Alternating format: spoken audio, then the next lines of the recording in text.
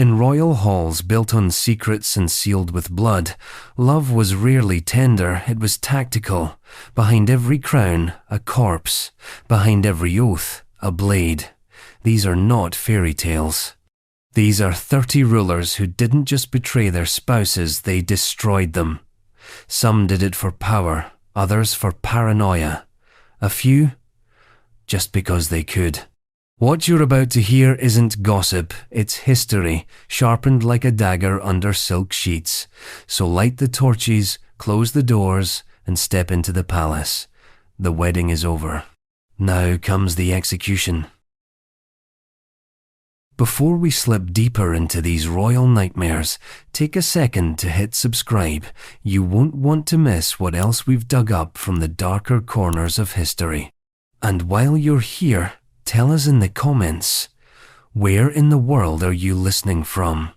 And what time is it? Midnight? Noon? Witching hour? We're always curious who's out there, keeping the crown company in the dark. Henry VIII of England. There's a particular chill that runs through English history, and it begins with a crown and ends with a blade. Somewhere between divine right and decapitation, you'll find Henry VIII bloated, gout-ridden, and historically inseparable from the image of a man willing to kill his wives when the marriage vows became inconvenient. For a man who broke with the Pope to marry someone new, the phrase, "till death do us part," wasn't a promise, it was a threat. Let's rewind to Anne Boleyn, the second wife, the first to be killed.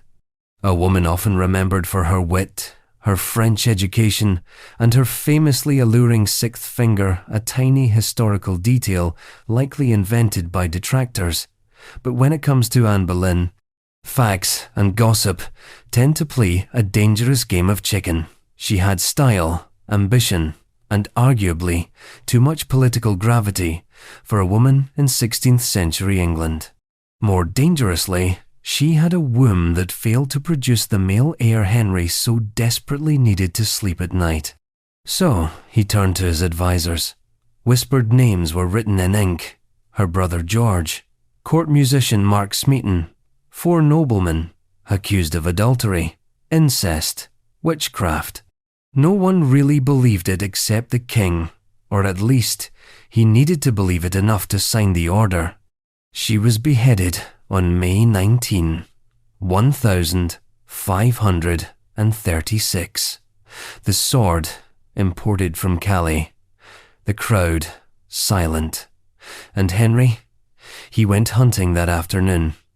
The next morning, he married someone else. The rebranding was complete. Anne, like a failed investment, had been quietly removed from the portfolio. But the axe didn't stop there. Enter Catherine Howard, the 5th wife, a teenager married off to a man 3 decades older. She called him her sweet prince, though historical accounts suggest that may have been more performance than passion. Catherine had a past. Previous lovers, naivety disguised as scandal, and when it came to light, it came like a hammer. Unlike Anne, Catherine didn't wield influence. She didn't shape policy or divide religious empires. She simply existed in the wrong man's spotlight. And when her prior relationships became court gossip, they became cause for execution. Catherine was dragged from her chambers, screaming, pleading. Her final words? "I die a queen, but I would rather die the wife of Culpeper." Thomas Culpeper, the man she had allegedly loved, also executed. She was about 19, maybe 20. And Henry? He continued on, as if wives were just pages in a bad chapter. 6 wives total. 2 executed, 2 divorced. 1 died, 1 survived. If this were a dating profile, it would be written in red flags. What's often lost in the retelling is not the savagery of the executions, though they were plenty savage, but the almost bureaucratic ease with which they were handled. Legal justifications were drawn up, acts of parliament passed. The Church of England was used like a personal sword. It wasn't a crime of passion, it was a system. a monarchy, a conveyor belt of consent and consequence. What makes Henry's story uniquely disturbing is that he didn't hide behind shadows. He didn't poison quietly or whisper commands in dark corridors. He made murder royal policy. And history, for a time, applauded, painted him in oils, hung his portraits above fireplaces. Schools teach his 6 wives like a rhyme: divorced, beheaded, died, divorced, beheaded, survived. As if that's a joke, as if it's a game. Anne Boleyn and Catherine Howard didn't die for treason. They died because a man didn't get what he wanted: a male heir, a permanent flame, eternal control. And England, wrapped in incense and holy scripture, bowed its head and called it Providence. Some historians argue that Henry grew mad in his later years, that the infections in his leg poisoned his brain, that his obsession with lineage was cultural, not personal. Maybe, or maybe he just learned that power gives you options, and that a crown makes murder look like fate. But Henry wasn't the first king to execute his wife. He certainly wasn't the last. The twisted logic of royal marriages, alliances disguised as love, dynasties masquerading as destiny, has produced some deeply unsettling unions. Some end in scandal, some in exile, and some, as you're about to see, end in death. Because a few decades after Henry's bloody pageantry, on a different continent, another man in another imperial robe would take that same hunger for power and turn it into spectacle. A Roman emperor this time, with a taste for theatre, a flair for sadism, and a name that still echoes with fire and blood. Nero. Nero, Roman emperor. When a man burns down his own city and blames it on Christians, you might assume his worst crime is already behind him. But with Nero, fire was just foreplay. His true legacy lies not only in torched temples and fiddled melodies, but in 2 deaths that unfolded like Shakespearean tragedies rewritten by a madman with an imperial seal. Let's begin with Octavia, his first wife, the daughter of Emperor Claudius, sister to Britannicus, a woman bred for imperial visibility but sentenced to invisibility the moment she became Nero's bride. Their marriage was less a union and more a political puppet show, and from the start, Nero didn't hide his disdain. He had no love for her, no patience, no respect, just obligation. And he had a mistress, Poppaea Sabina, waiting in the wings, whispering ambitions in his ear like a Roman Lady Macbeth dipped in honey and arsenic. Octavia was stoic, dutiful, a pawn in a room full of rooks. When Nero began flaunting his affair with Poppaea, she remained silent. When he publicly humiliated her, she endured. But Roman gossip has teeth. The people adored Octavia, perhaps because she was everything Nero wasn't: quiet, dignified, still human. And, in Rome, popularity could be dangerous currency. So Nero, always the artist, decided to rewrite the narrative. In 62 CE, he accused Octavia of adultery, a crime that, for an empress, was synonymous with treason. The man she was accused of sleeping with? A former tutor. He was tortured until he confessed. Octavia was banished, her slaves brutalized for confessions. But even then, exile wasn't enough. The people rioted in her name. Statues of Poppaea were torn down and replaced with effigies of Octavia. That kind of love? Unforgivable. So he killed her. They strangled her in exile, 17 years old. A teenager disposed of like surplus marble. Nero reportedly didn't flinch. His throne remained intact. His new wife, Poppaea, installed like a crown jewel. And yet what comes next is not redemption, not peace. Poppaea was beautiful, cunning, politically savvy. She got what she wanted. She became empress. She gave Nero something he actually desired, a daughter. But the womb is no shield when you're married to a man who mistakes rage for romance. One night in 65 CE, while pregnant again, Poppaea said something too sharply, too boldly. Some historians claim it was a comment about his lateness. Others say it was jealousy. Nero responded with his foot, one kick to the abdomen. She died shortly after. No trial, no executioner. Just a burst of imperial temper and another corpse wrapped in silk. Now, if this story feels murky, if the details shift like shadows on marble, it's because history was written by men who either feared Nero or wrote decades later, unsure whether to portray him as a demon or a mad clown. Tacitus suggests the killing was deliberate. Suetonius leans toward cold-blooded rage. Cassius Dio implies regret. Nero himself? He held a funeral, gave her a divine title, wept publicly, then had a boy slave castrated, dressed in her clothes, and married the child in a ceremony that stretched the Roman definition of insanity. He named the boy Sporus, and suddenly the horror turns grotesque.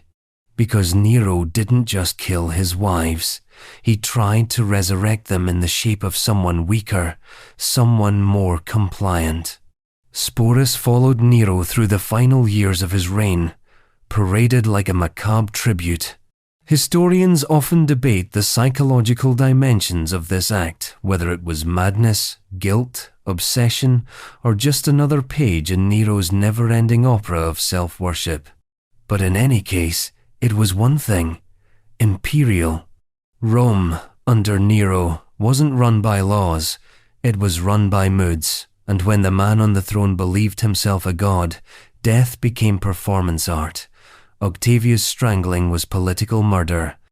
Poppaea's death was a tantrum with fatal consequences, neither left behind confessions, neither left behind heirs. Just silence. And in that silence, Nero screamed louder than ever. He sang, literally, on stage, in Greek, while Rome smouldered. And perhaps that's the most chilling detail, that a man who destroyed those closest to him still demanded applause, that the very audience he betrayed clapped, fearing silence more than complicity, that Rome, ancient and gilded, accepted the deaths of its empresses with the same indifference they gave to bread and circuses. But Nero's descent would end the way all self-deifying tyrannies do, with betrayal, paranoia, and a dagger pressed to the throat by his own hand. And yet even his suicide wasn't the end of the pattern. Rome had more emperors, more bodies, more shadows behind the throne. Because the seat Nero inherited, stained by the death of Octavia, had already seen its fair share of ghostly echoes. And before him, there was Claudius, a man stuttering through history, awkward, intellectual, manipulated, but not harmless. Number. He set the stage in blood long before Nero kicked his way into infamy. Claudius, Roman Emperor. If Nero was the storm, Claudius was the calm before it, the kind of calm that makes the air heavy and the birds go silent. He stammered, he limped, he wrote dull histories no one read. And yet, somehow, he became emperor. Not because he seized the throne, but because he was overlooked long enough to survive everyone else. The Roman elite thought him a harmless puppet, a placeholder, a man too mild-mannered to kill. They were wrong. Behind the limp and the nervous tick was a mind like a trapdoor, and like many Roman emperors, Claudius learned quickly that power doesn't ask you to become a killer, it just makes it inevitable. Enter Valeria Messalina, his third wife. A woman with a name that now conjures up every Roman cliché about lust, manipulation, and corruption. But we should be careful with how we handle reputations inherited through centuries of propaganda. Messalina was young, beautiful, ruthless, possibly, or maybe just caught playing a game she was never meant to win. Either way, her fate was sealed not by scandal itself, but by the illusion of betrayal made too public to ignore. She married Claudius while he was still a private citizen, before he was emperor, when his prospects were more archival than imperial. By the time he became ruler, she was empress, and Roman empresses were expected to be maternal, ceremonial, quiet. Messalina, on the other hand, was a political animal. She orchestrated alliances, brokered appointments, and secured her family's wealth like a seasoned operator. That would have been fine had she not also allegedly indulged in, shall we say, extracurricular activities. The ancient historians, mostly men with a taste for gossip and a distaste for powerful women, accused her of outrageous things. Nightly escapades disguised as common prostitution. Secret lovers smuggled through palace corridors. Affairs with senators, gladiators, and anyone with a pulse and political use. It's easy to assume exaggeration, but one doesn't need to accept every lurid detail to acknowledge this much. Messalina was playing with fire, and Rome loves nothing more than watching women burn. The final act, however, was no mere affair. It was, according to our sources, an outright wedding. While Claudius was away in Ostia, Messalina allegedly married her lover, Gaius Silius, a man of nobility and ambition, in a full public ceremony. There were witnesses, vows, rings, allegedly even a banquet. The why remains foggy. Some say it was a coup attempt, an attempt to replace Claudius with Silius and take the throne through marriage. Others argue it was a symbolic insult, a private affair misinterpreted by enemies as treason. Whatever the truth, the optics were radioactive. And in Rome, optics were everything. Claudius returned to the capital with a decision to make: play the fool or act the emperor. He chose the latter. A flurry of executions followed. Silius was killed. Friends of Messalina were interrogated, tortured, and disposed of. The empress herself fled to the gardens of Lucullus, a place more known for its serenity than its carnage. She was given the option to kill herself, the Roman aristocratic way out. But when the moment came, the blade slipped from her hand. So they did it for her. A soldier stabbed her through the belly. Claudius, when informed, reportedly finished his lunch in silence. No comment, no tears, just a quiet nod to the gods of politics and preservation. Now, let's pause and consider the emotional mechanics of that moment. A man murders his wife not in a fit of passion, but through delegated paperwork. Messalina wasn't dragged into a courtroom. She wasn't interrogated on public record. She was erased, efficiently, coldly, surgically. And Claudius, long thought to be a harmless intellectual, had discovered something profound. Silence kills more cleanly than speeches. What makes Messalina's story linger is not just the scandal or the execution, but the moral blankness that wrapped around it afterward. Claudius didn't speak her name again. Statues were torn down, portraits removed, her existence folded into the archives like a page glued shut. Rome moved on. So did Claudius, marrying his fourth wife, Agrippina the Younger, who would bring her own brand of ambition and infamy to the imperial bedchamber. In fact, she'd bring her son, Nero. Yes, the boy who would later strangle one wife and kick another to death entered the palace through the ashes of Messalina's downfall. There's a kind of perverse lineage here, a matrilineal chain of violence, seduction, and strategic silences. Messalina dies, Agrippina rises, Claudius pretends it's fate, and Rome, like always, just updates its gossip. You could say that Claudius killed to keep the throne stable, that he made the pragmatic choice, but stability built on the blood of your spouse is still blood-soaked. And in the echo chamber of Roman politics, today's loyal empress becomes tomorrow's footnote. The sword that protected the emperor always came closer than he liked to admit. But Claudius wouldn't be the last Roman ruler to clean house with an execution order and call it duty. His successors would take the blueprint, marry for politics, kill for legacy, and push it further. Messalina's death was an imperial whisper. Caracalla's wife? That was a scream. Caracalla, Roman emperor. The Roman Empire had a gift for dressing cruelty in the robes of ceremony.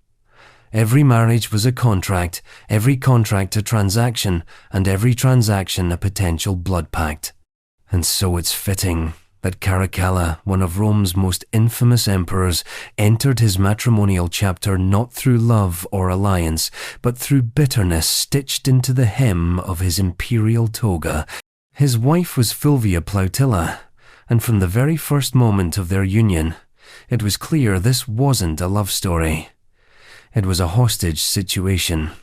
Caracalla, born Lucius Septimius Bassianus, was the eldest son of Emperor Septimius Severus, a stern, militaristic ruler who believed in dynasties the way farmers believe in irrigation, not optional. So when Severus looked across the political landscape and spotted the powerful prefect Gaius Fulvius Plautianus, his own right-hand man, he saw more than just loyalty. He saw legacy. An empire tied together by blood and marriage. Plautianus was the kind of man whose loyalty extended precisely as far as his daughter's dowry. And so in 202 CE, Fulvia Plautilla, his daughter, polished, aristocratic, and theoretically obedient, was married off to Caracalla. The union was celebrated with public pomp, gold-drenched banquets, and statues of the couple that implied, falsely, a Roman Romeo and Juliet. But behind the eyes of the groom was a contempt so sharp it might have doubled as a dagger. Caracalla hated her. There's no flowery way to say it. He despised her existence, despised her father, despised being told what to do by the man who effectively ran the empire while his own father looked the other way. And so Plautilla became the target of a uniquely Roman form of marital sadism, total psychological exile. Contemporary sources, again, biased, often contradictory, depict Caracalla as refusing to live with her, spitting in her direction during public events, and even threatening to kill her on their wedding day. To modern ears, it sounds absurd, but in the imperial court, that absurdity was not weakness, it was theatre. And Caracalla performed cruelty with the ease of a man who knew no one could stop him. Not yet. Then came the pivot. In 205 CE, 3 years after the wedding, the Emperor Caracalla's own father finally took notice of the political Frankenstein he'd created. Plautianus, the powerful father-in-law, was becoming too bold, too independent. Allegations swirled. Conspiracy. Overreach. Possibly even whispers of a coup. And just like that, the man who had secured his daughter's future was executed by imperial decree, not tried, not questioned, just erased. Caracalla was thrilled. With Plautianus dead, there was no more reason to tolerate Plautilla. She was banished immediately, first to Sicily, then to the dusty margins of North Africa, where exile wasn't just geographical, but existential. Her statues were destroyed, her name scratched out of dedications, her memory marked for deletion. And then, in 211 CE, the final order came. Sources disagree on whether it was swift or slow, personal or delegated, but the outcome remains. Fulvia Plautilla, once Empress of Rome, was executed in obscurity, likely strangled, possibly starved, perhaps even tortured first. Caracalla had succeeded not only in outliving her, but in obliterating her from the Roman imagination. A wife turned ghost. Now, it's tempting to view Plautilla as just another casualty in a long imperial line of sacrificial women. But her death, uniquely cold, bureaucratically personal, exposes something especially rancid in Caracalla's character. He didn't kill her in a fit of rage, as Nero did with Poppaea. He didn't use her as a scapegoat for treason, like Claudius did with Messalina. He waited, he hated, and he erased. By the time Caracalla became sole emperor, following the suspiciously timed death of his own brother Geta stabbed, reportedly in their mother's arms, he had developed a reputation for what modern analysts would call hyper-violent authoritarianism. He didn't just rule Rome, he suffocated it. Cities that rebelled were decimated. Senators were executed for glancing the wrong way. He bathed himself in the legacy of Alexander the Great, though what he truly mirrored was not brilliance, but delusion sharpened into bloodshed. And at the core of that legacy was a woman who never wanted to be a queen, who never got to be a wife in any meaningful way, and who became the unfortunate recipient of Rome's oldest ritual, death by male ego. Because Fulvia Plautilla wasn't executed for what she did. She was executed for what she represented a past Caracalla wanted to burn, her father's influence, his forced obedience. The years when he was still a prince biting his tongue instead of wielding the knife. In killing her, he wasn't just tying up loose ends, he was rewriting the prologue to his empire. And here's the kicker, the Roman public barely blinked. They were used to this. Wives came and went, empresses rose and vanished like stages in a play no one really understood anymore.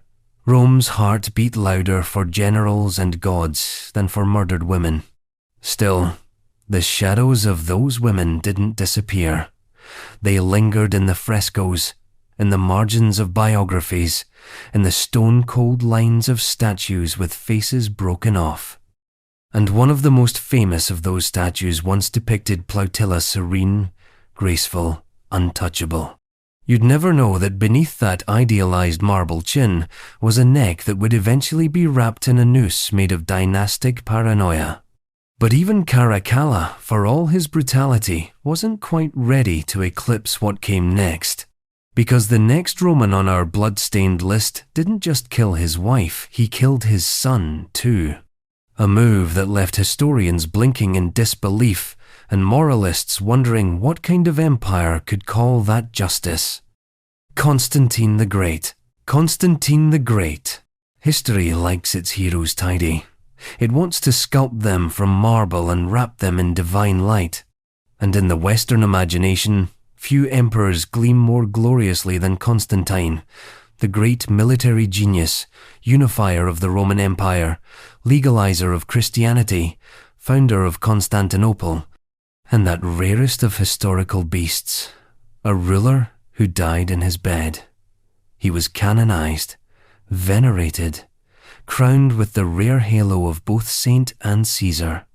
But let's take a chisel to the pedestal, because in 326 CE, right in the thick of his so-called golden years, Constantine executed his son and then murdered his wife. Not enemies, not traitors, not palace threats with distant claims to the throne. His son, his wife, within months of each other. No trial, no explanation, just silence, sealed orders, and a double family purge that left historians and moral philosophers scrambling for a reason. Let's start with the son, Crispus, firstborn. A young man of talent and charm, with victories to his name and imperial favor blooming at his feet. He was everything you'd want in an heir, military proven, popular, and, until things went sideways, deeply loyal. Constantine had made him Caesar of the West, sent him to fight against barbarian incursions, even minted coins in his name, and then poof. He was arrested, tried in secret, executed. Some say he was poisoned, others say he was strangled. All we know for certain is that his name was damned to damnatio memoriae, erased from public inscriptions, his statues pulled down, his name scraped off monuments.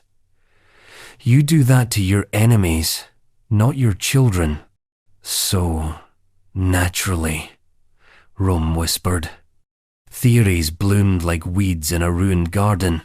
The most enduring is this, that Constantine's wife, Empress Fausta Crispus's stepmother, accused the boy of trying to seduce her, or worse, an attempted rape, or an affair, or a scandal so unsettling that Constantine, either in rage or shame, ordered his son's death without asking too many questions. It's plausible, and deeply Roman.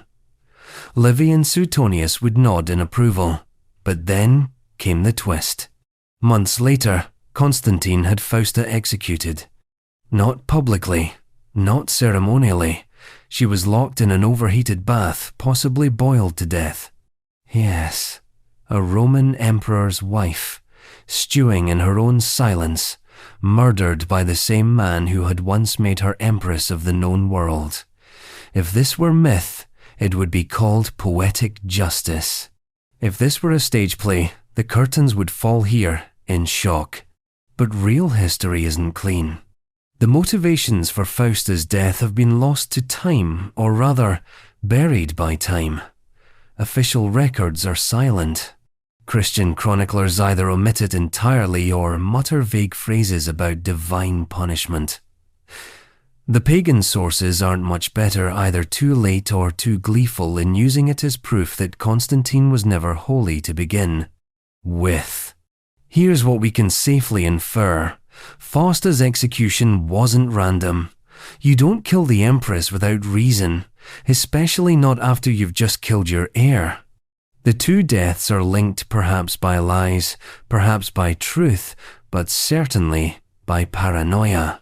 Maybe Fausta falsely accused Crispus of assault to eliminate a political rival. Maybe the accusation was real, and Constantine regretted his reaction. Maybe Constantine discovered her plotting something darker, something dynastic, something fatally ambitious. We don't know. That's the point. We aren't supposed to know. Because Constantine, the man who made the cross a symbol of empire, also made sure to keep the skeletons in his palace sealed under official myth. In public, he was the Christian emperor, the reformer, the baptized visionary who saw a holy sign in the sky before battle. But behind the veil, a man who murdered the people closest to him with surgical finality. And unlike Nero, he didn't do it with theatrical rage. Unlike Caracalla, he didn't seem to enjoy it. Constantine's executions were bureaucratic, calculated, cold. Orders signed with a stylus and sealed with imperial wax. No public speeches, no dramatic breakdowns, just deletion. As if love, betrayal, blood were just numbers in an imperial column that no longer balanced. Fausta's death leaves a particularly bitter taste because her story ends not with drama, but erasure. Her name was almost completely wiped from imperial memory.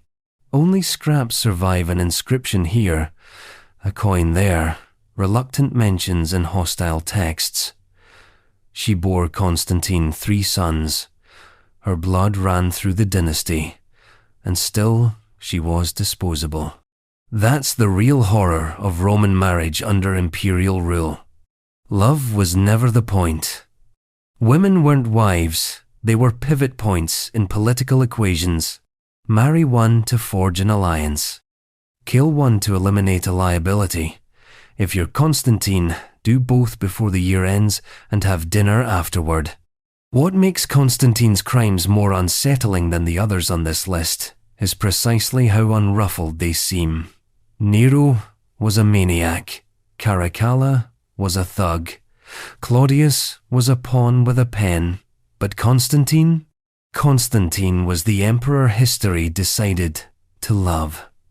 And so his murders had to be swept under the tapestry of sainthood, hidden in footnotes and uncomfortable silences.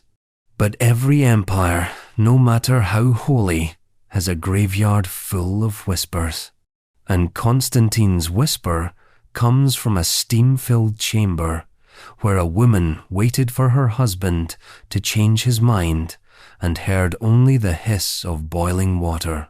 The story ends in stillness, but the pattern doesn't, because centuries before Constantine chose the bath, another king crowned far from Rome chose a queen and then unchose her in spectacular fashion. His kingdom was Judea. His name was Herod, and the woman he killed, he never stopped loving her, which, somehow, made it worse. Herod, the great king of Judea, executed his queen, Mariamne I, 29 BCE. If history is a mirror, then Herod the Great cracked it with his own crown.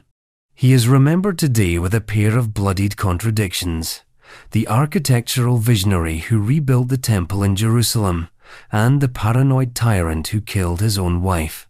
And not just killed her, loved her so obsessively, so ruinously, that her death became the centerpiece of his myth. A man who built palaces with one hand and buried love with the other. Mariamne I wasn't just any queen.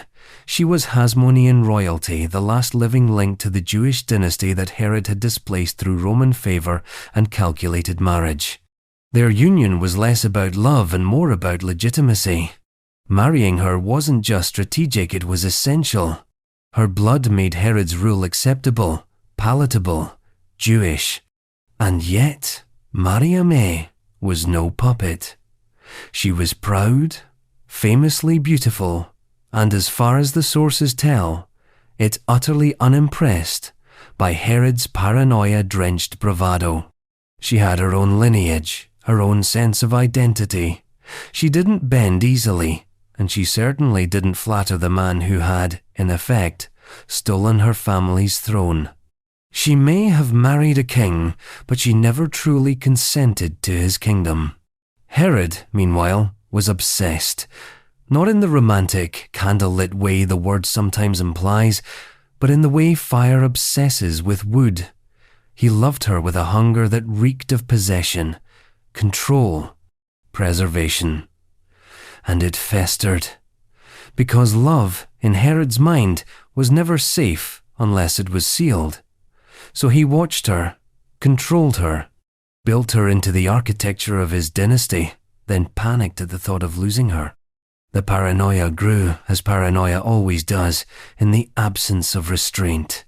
Herod began asking what would happen to Mariamne if he were to die unexpectedly, not who she would mourn, but who she would marry.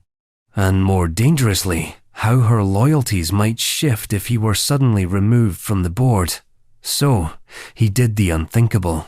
He gave secret orders to have her killed if he died. A kind of preemptive grave insurance, because nothing says romantic devotion like planning your wife's execution just in case she gets any ideas after your funeral.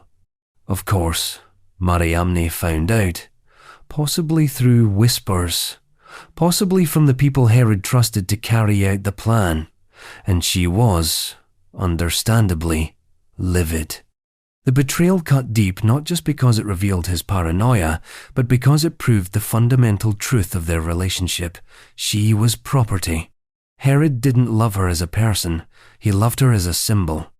A trophy.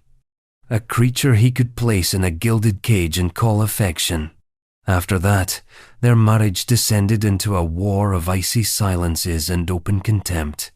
Herod's mother and sister, both infamous for their political meddling, stoked the fire with accusations, suggesting that Mariamne was unfaithful, that she had used her influence for treason, that she had mocked the king's affections behind closed doors. Whether or not these claims were true didn't matter. Herod believed them, or needed to. In 29 BCE, it came to a head. Mariamne was arrested, tried, convicted. The charges? Conspiracy, adultery, treason. The punishment? Death. Some say she was strangled. Others claim a more private execution. The method fades into the background noise of ancient atrocity. What doesn't fade is Herod's reaction. Because once she was dead, he unraveled. He didn't celebrate. He didn't sleep. He didn't eat. He wandered the palace in a stupor, calling for her, hallucinating her voice. He fled to his desert fortress, Masada, a hollow shell of the king who had ordered the death of the one person he couldn't emotionally replace. He even commissioned sculptures and paintings of her likeness, ghastly echoes of the queen he had destroyed. If this sounds like the behavior of a man overcome by guilt, perhaps it was. But it was also narcissism in morning's disguise. Herod didn't regret killing her because it was wrong. He regretted killing her because it left him alone with himself. This is the paradox of Herod, a man powerful enough to kill the woman he adored, and fragile enough to break under the weight of his own decision. In Roman terms, he was a client king subservient to Caesar, beholden to Roman overlords, but within Judea, he ruled like a god. He built cities, fortresses, harbours. He reshaped the landscape to bear his name, but all that stone and mortar couldn't contain the black hole inside him. Mariamne's death was more than a royal execution. It was a moral autopsy. She died because Herod needed her more than he trusted her. Because his love was conditional, transactional, devouring. And because in a world where power and affection collide, the people closest to the throne are always the ones most likely to be sacrificed upon it. In a cruel twist of fate, Mariamne became immortal not through memory or justice, but through legend. Medieval poets, Jewish historians, and Roman chroniclers alike couldn't stop retelling the story of the king who killed his queen and spent the rest of his life trying to remember what he was supposed to feel about it. But Herod's story doesn't exist in a vacuum. It's not just the tale of one man's descent into obsessive tyranny, it's part of a recurring pattern stitched across centuries and empires. Because if love was fatal in Judea, it was no safer in medieval Castile, especially when the king went by the charming nickname, the Cruel, Pedro I, the Cruel of Castile. They called him El Cruel, but not to his face. To his face, they called him El Justiciero, the Avenger, the Righteous, the man who took Castilian justice into his own bleeding hands and decided who got to live and who got to disappear. Pedro I of Castile, king from the age of 15, ruled in a way that makes the term bloodline feel uncomfortably literal. Blanche of Bourbon barely made it through the front gates of her own marriage before she was discarded. Married in 1353 to the King of Castile, she arrived in Valladolid, radiant and politically valuable, a French princess, niece to the King of France, and one more piece in the never-ending chess match of European diplomacy. For her, the wedding was the kind of union that bore centuries of strategic weight. For Pedro, it was just a speed bump on the way to wherever his mistress was waiting. And she was waiting. Her name was Maria de Padilla. Pedro had been entangled with her long before Blanche entered the picture, and he had no intention of letting something as minor as a marriage treaty with the French royal house disrupt his personal arrangements. So on the very same day that Blanche and Pedro were married, a lavish ceremony with all the ceremony and none of the sincerity, he left, not for war, not for diplomacy, but for Maria. Blanche was left alone, literally abandoned on her wedding night. By the next morning, Pedro had already declared he'd been tricked into the marriage, that Blanche had concealed defects, that she was sterile, or deformed, or somehow unsuitable for royal service. This was not a divorce. This was a rejection with a death sentence attached to the fine print. She was imprisoned almost immediately. First under house arrest in the castle of Arevalo, then moved to Medina, Sidonia, then to Sigüenza, then to Toledo, each transfer more humiliating, more isolating than the last. And through it all, she wrote letters to her family, to the Pope, to the King of France. Her pleas were clear. She had been falsely accused, unjustly imprisoned, and her life was in danger. No one came. The French crown, bogged down in the 100 Years' War and its own succession crises, sent a few diplomatic complaints but stopped short of demanding Blanche's release. The Pope had other priorities. And Castile, locked in a brutal civil conflict between Pedro and his illegitimate half-brothers, had no room for mercy. And so, in 1361, while the court was distracted with plague and rebellion, the problem of Blanche was solved. Quietly, she was murdered, likely by poison, possibly strangled. The order almost certainly came from Pedro himself, though. Like all royal executions, the fingerprints were kept off the knife. One chronicler wrote that Pedro sent 2 men to carry out the deed, Inigo Ortiz de Estuñiga and Juan Perez de Reboledo. If the story is true, they arrived with the cold clarity of routine, informed her of her sentence, and finished it without ceremony. No trial, no witnesses, no burial of note. What makes Blanche's death particularly cruel, even by medieval standards, isn't just that she was killed after years of confinement, it's that she had already disappeared long before her body did. Pedro had scrubbed her from public life, declared her marriage invalid, claimed she was never truly queen. This was not just the physical murder of a woman, it was the administrative assassination of a legacy.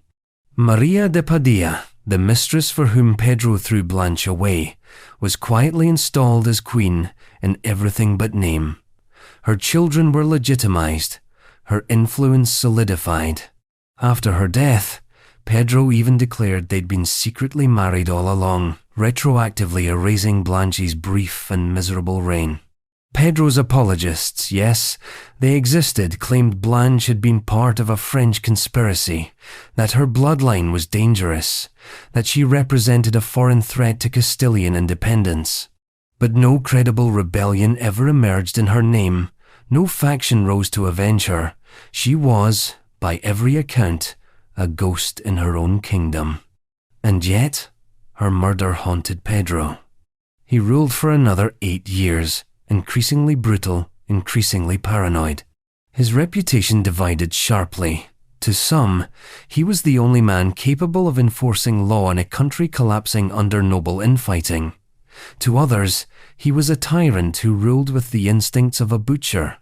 In 1369, one of his half-brothers, Henry of Trastamara, finally overthrew him with French backing.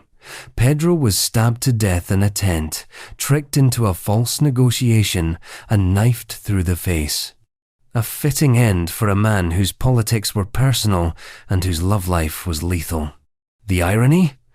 After Pedro's death, his enemies made Blanche into a saint, a victim of royal tyranny, a symbol of lost innocence. Her memory, erased in life, was resurrected as a political tool. Monasteries prayed for her soul. Her name was inscribed into the tragic lore of French-Castilian relations. The queen who never ruled. The bride who never Wednesday. The woman whose love story was written in iron bars and footnotes. Blanche's murder wasn't unique in medieval politics, but the intimacy of it, the slow collapse from royal bride to forgotten prisoner to silent corpse, makes it especially chilling, because it wasn't rage that killed her. It was rejection institutionalized, a cold bureaucracy of abandonment. And if you think that was grim, wait until you meet the queen who may have turned the tables, one who didn't endure the conspiracy, but might have authored it. Her name was Joanna. Her throne was Naples. Her husband, found dead in a courtyard, under suspiciously silent stars. Joanna I of Naples. There's something uniquely unnerving about power wrapped in silk. Joanna I of Naples was only 17 when she became queen in her own right, a rare thing in 14th century Europe and an even rarer thing in the Kingdom of Naples, where every nobleman with a sword considered a crown their birthright. Her coronation was both revolutionary and dangerous. Because it wasn't just Joanna's reign they objected to, it was the idea that a woman could wield power without borrowing it from a man. So the church stepped in with a compromise, let her rule but marry her off, secure her crown by anchoring it to male authority. And who better for the job than her cousin, Andrew of Hungary, son of Charles I of Hungary, brother to Louis the Great, and a royal in his own right. It would unite two powerful Angevin branches, fortify papal politics, smooth over succession nerves. It was perfect. On paper. In practice, a disaster, soaked in paranoia and blood. Andrew was, by most accounts, not exactly built for the Neapolitan court. He was raised in the strict, militarized, frost-bitten atmosphere of the Hungarian monarchy, and he arrived in Naples like a boar in a ballroom, loud, impatient, culturally out of step. He resented that Joanna ruled alone, resented that her advisors ignored him, resented being treated like a consort when he believed he should be king in name and in power. And Naples, decadent and politically tangled, resented him right back. His demands grew. He wanted coronation, authority, co-sovereignty. But Joanna resisted. She knew what that meant. The moment he became king in title, her rule would become decoration. She would be elbowed aside, possibly discarded, perhaps even removed.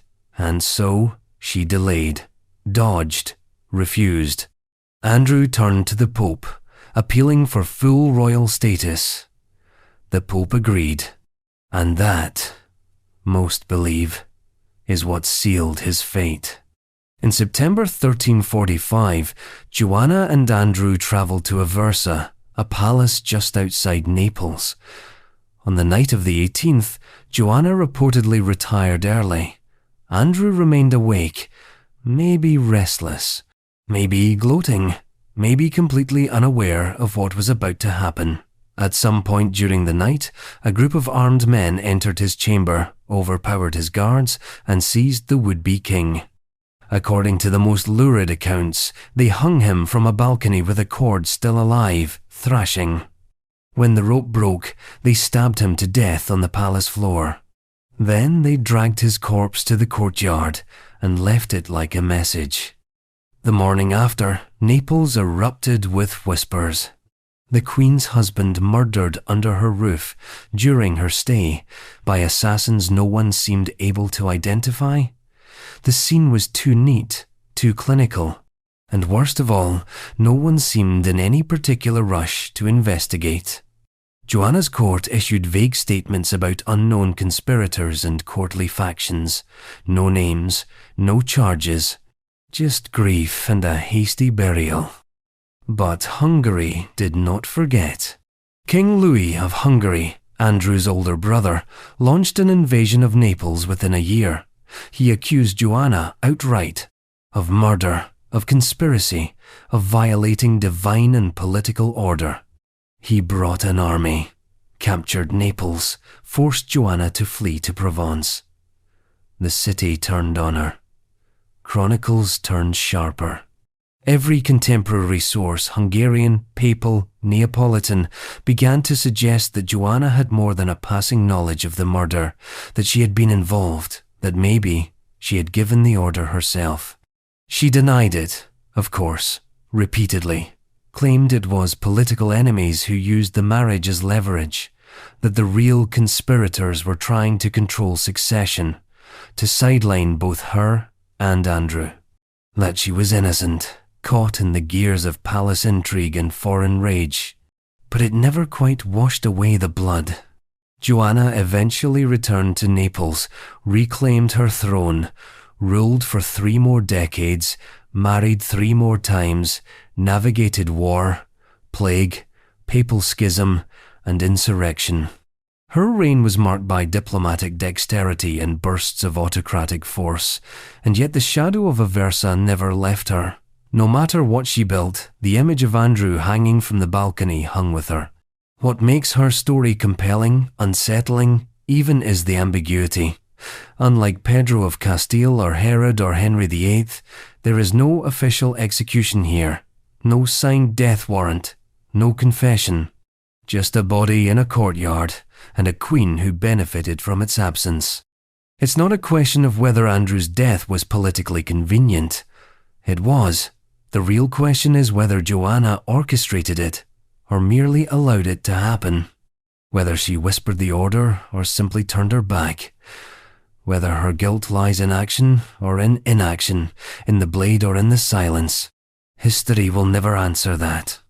And that's what keeps her lodged in the throat of medieval Europe's moral imagination. Because Joanna wasn't a hysterical tyrant or a bloodthirsty puppet, she was intelligent, poised, articulate. She defended herself eloquently before a papal court, articulating her right to rule, her innocence, her survival. And still the whispers, a young husband, dead, a queen, untouched, a court, complicit, a continent, unsure. And if Joanna's alleged crime seemed bold for its time, a woman potentially orchestrating a regicide, what follows in our next story is even stranger. Another queen, royal in blood and title, caught in a storm of suspicion, betrayal, and assassination. Except this time, the conspiracy didn't just unfold in shadowy corridors, it exploded in broad daylight, with gunpowder, rubble, and moral rot. Mary, Queen of Scots. Mary, Queen of Scots. Some royal marriages end in quiet heartbreak. Others end in diplomatic annulment. And then there's the marriage of Mary, Queen of Scots, and Henry Stuart, Lord Darnley. A union that exploded with such operatic violence that it left the walls of Edinburgh blackened and the kingdom trembling under the weight of whispered guilt. Mary was no stranger to danger. Crowned Queen of Scotland at just 6 days old, she was raised in the gilded peril of the French court, married to a sickly king who died young, widowed by 18, and tossed back into the political thorns of her homeland before she'd had a chance to breathe. She returned to Scotland in 1561, a Catholic queen in a nation that had just embraced Protestantism. Already, the room was full of matches, and she was walking on gunpowder. Enter Henry Stuart, Darnley, her cousin. A fellow Stuart with royal blood, tall, handsome, and as empty-headed as he was vain. On paper, their union made dynastic sense. Together, they could produce an heir with an unshakable claim to both Scottish and English thrones. But this wasn't a fairy tale. It was a collision of two fragile egos inside a pressure cooker of religious tension, political backstabbing, and personal disintegration. Mary married him in 1565, and within weeks the rot began to show. Darnley wanted more than to be king consort, he wanted to be sovereign, equal in rule, crown matrimonial, power, not just presence. But Mary no fool kept him at arm's length politically. She was queen regnant, crowned in her own right, and Darnley's demands grated fast. He drank, he sulked, he humiliated her in court. And when that didn't work, he tried something bolder: betrayal. In 1566, he joined a conspiracy of Protestant nobles to eliminate one of Mary's closest advisors, her private secretary, David Rizzio, a foreigner, Catholic, and the subject of increasingly toxic rumours. The plot was shockingly theatrical. During dinner, in front of a pregnant Mary, Rizzio was dragged from her side and stabbed over 50 times, his body left to bleed out on the floor of Holyrood Palace. Darnley was there, possibly complicit, possibly terrified, possibly both. It broke something between them. Mary never forgave him. Their marriage fractured. Darnley grew increasingly isolated. His enemies began to outnumber his allies. And Mary, caught in a kingdom tearing itself apart, began navigating the chessboard with ice in her veins. Then, on the cold night of the 10th of February, 1567, the house in which Darnley was staying, Kirkhope Field, a manor just outside Edinburgh, was rocked by an explosion. Shattered glass, cracked walls, scorched earth. But Darnley wasn't found in the wreckage. His body was discovered in a nearby garden, fully dressed, with no visible wounds. Strangled, possibly smothered, definitely murdered. The explosion had been a distraction. The real death happened quietly, efficiently, a message wrapped in fireworks. Scotland, of course, ignited. Darnley's murder was no ordinary crime, it was regicide. And it had happened under the reign of a queen already under suspicion. Who had motive? The list was long. Protestant lords, foreign agents, even Darnley's own relatives. But one name rose above the rest in the hysteria that followed. James Hepburn, Earl of Bothwell. Bothwell was Mary's nobleman, her enforcer, her protector, or her lover, depending on who you asked and which pamphlet you read. He was brash, brutal, and increasingly powerful. And just 3 months after Darnley's death, Mary married him. Let that timeline sink in. Her husband is murdered. His killer is never officially found. She marries the chief suspect, a man who may have orchestrated the killing. Whether she was seduced, abducted, or complicit remains the century's sharpest debate. Some claim Bothwell kidnapped and raped her, forcing the marriage to legitimize his power. Others argue she was a willing participant in the murder and a co-author of the scandal. Some insist she was innocent, used, trapped by court politics and male ambition. The truth, like Darnley's last breath, is lost in the fog of history. What followed was catastrophic. The Scottish nobility rebelled. Mary was captured, forced to abdicate in favour of her infant son James VI, imprisoned, escaped, fled to England, seeking protection from her cousin Elizabeth I. And there, for 19 years, she waited, under lock and key, treated with a mixture of royal courtesy and political suspicion, until eventually Elizabeth signed the order. Mary was executed in 1587, not for Darnley's death, but for conspiring against the English crown. The irony is almost surgical. Mary wasn't beheaded for killing her husband, though many believed she did. She was killed for threatening someone else's Tay, for existing as a Catholic queen in Protestant England, for reminding the world that power, when held by a woman, was never forgiven. And Darnley? He became a ghost, a crime scene that never quite cooled. His murder remains officially unsolved. And maybe that's fitting, because the deeper you look, the more the facts twist into each other. Was it political necessity, romantic revenge, self-preservation, all of the above? Maybe not. But what's clear is this: love and power make for unstable chemistry, especially in royal marriages, where the line between throne and noose is one bad decision thick. And while Mary's downfall came on English soil, our next story brings us back to the east, to China in the 8th century, to a ruler under siege, a rebellion at the gates, and a woman his most beloved ordered to die not for betrayal, but to preserve the illusion of imperial control. Emperor Xuanzong of Tang. History doesn't often tell love stories.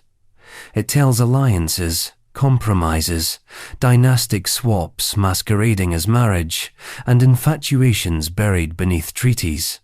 But the story of Xuanzong and Yang Guifei, buried inside the decline of China's most celebrated golden age, reads like a twisted romance opera carved into the bones of an empire. It is lush, doomed, indulgent, and in the end, quietly monstrous. Tang Dynasty China, mid-8th century. The empire is vast, cultured, impossibly powerful. Literature blossoms, art flourishes, tea becomes a national obsession. But beneath the beauty lies something else, a sense that the center is rotting. that the harmony of heaven and earth so central to Chinese imperial philosophy is beginning to fracture.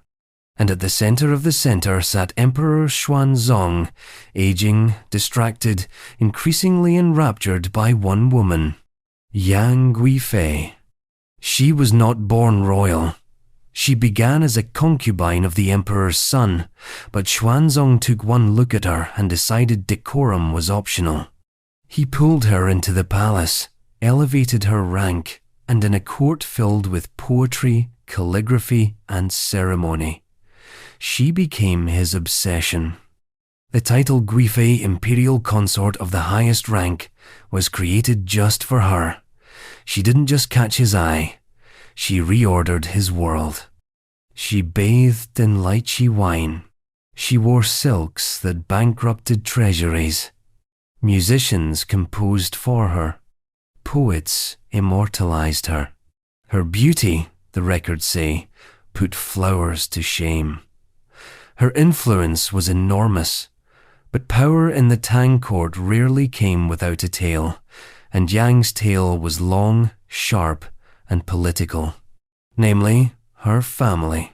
She used her imperial favor to elevate them brothers, cousins, in-laws, chief among them, her cousin Yang Guoshong, a slippery bureaucrat with a gift for survival and an even greater gift for corruption. He rose quickly through the ranks, consolidating influence, undermining rivals, and making enemies across the military elite. One of those enemies was a general named An Lushan. An Lushan was a curious figure, part Sogdian, part Turk, a foreigner in Chinese robes, adopted son to Yang Guifei in a strange ceremonial gesture that blurred the lines between political theatre and family drama. He commanded massive armies in the northeast and, at first, was favoured by the emperor. But court intrigue devours friendships, and An Lushan eventually found himself edged out by Yang Guozhong's influence. Insulted, mistrusted, pushed too far. So he did what any power-hungry military leader with an inflated sense of destiny would do. He rebelled. The An Lushan rebellion exploded in 755 CE, tearing across northern China like a wildfire through silk. Cities fell, armies broke.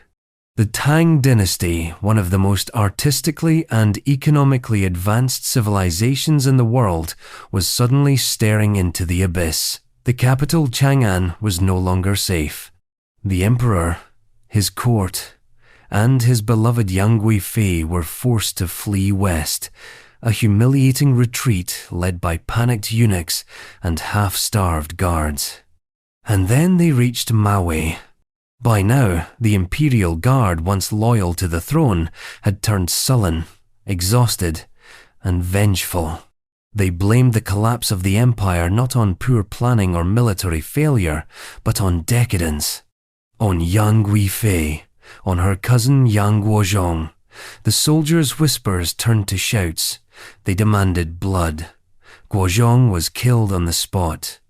A summary execution, and then the crowd turned to the emperor's favorite consort. They wanted her dead. Here stood Xuanzong, son of heaven, lord of 10,000 years, being told by his own guards that unless he surrendered Yang Guifei, they would no longer protect him. The throne, the dynasty, the very idea of imperial permanence, now hinged on a choice between love and survival. He chose survival. Xuanzong gave the order. It wasn't a formal execution. There were no officials, no tribunals. She was taken by a eunuch and strangled, just like that. Stripped of her titles, her silks, her perfumes, and the elaborate life that had once made her seem divine. One moment, she was the most powerful woman in the empire. The next, she was a body on the side of the road. And Xuanzong? He wept. Of course, he wept. He continued his retreat, eventually abdicated, lived out his remaining years as a ghost in his own palace, surrounded by echoes.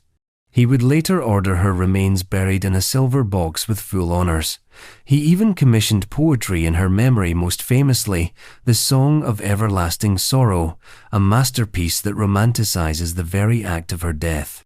History softened her edges, made her a tragic muse, a victim of beauty, a symbol of doomed love. But let's be clear, she didn't die because of romance. She died because politics demanded a scapegoat. Because an emperor, even one in love, remains married first and foremost to power. The Anlushan rebellion would drag on for years. Millions died. The Tang dynasty, though it technically survived, was never quite the same. It had been gutted from within, its golden age sacrificed on the altar of decadence and delay. And in the middle of that collapse, Yang Guifei, dead, elegant, voiceless, became the emblem of everything wrong and everything beautiful about an empire on the brink.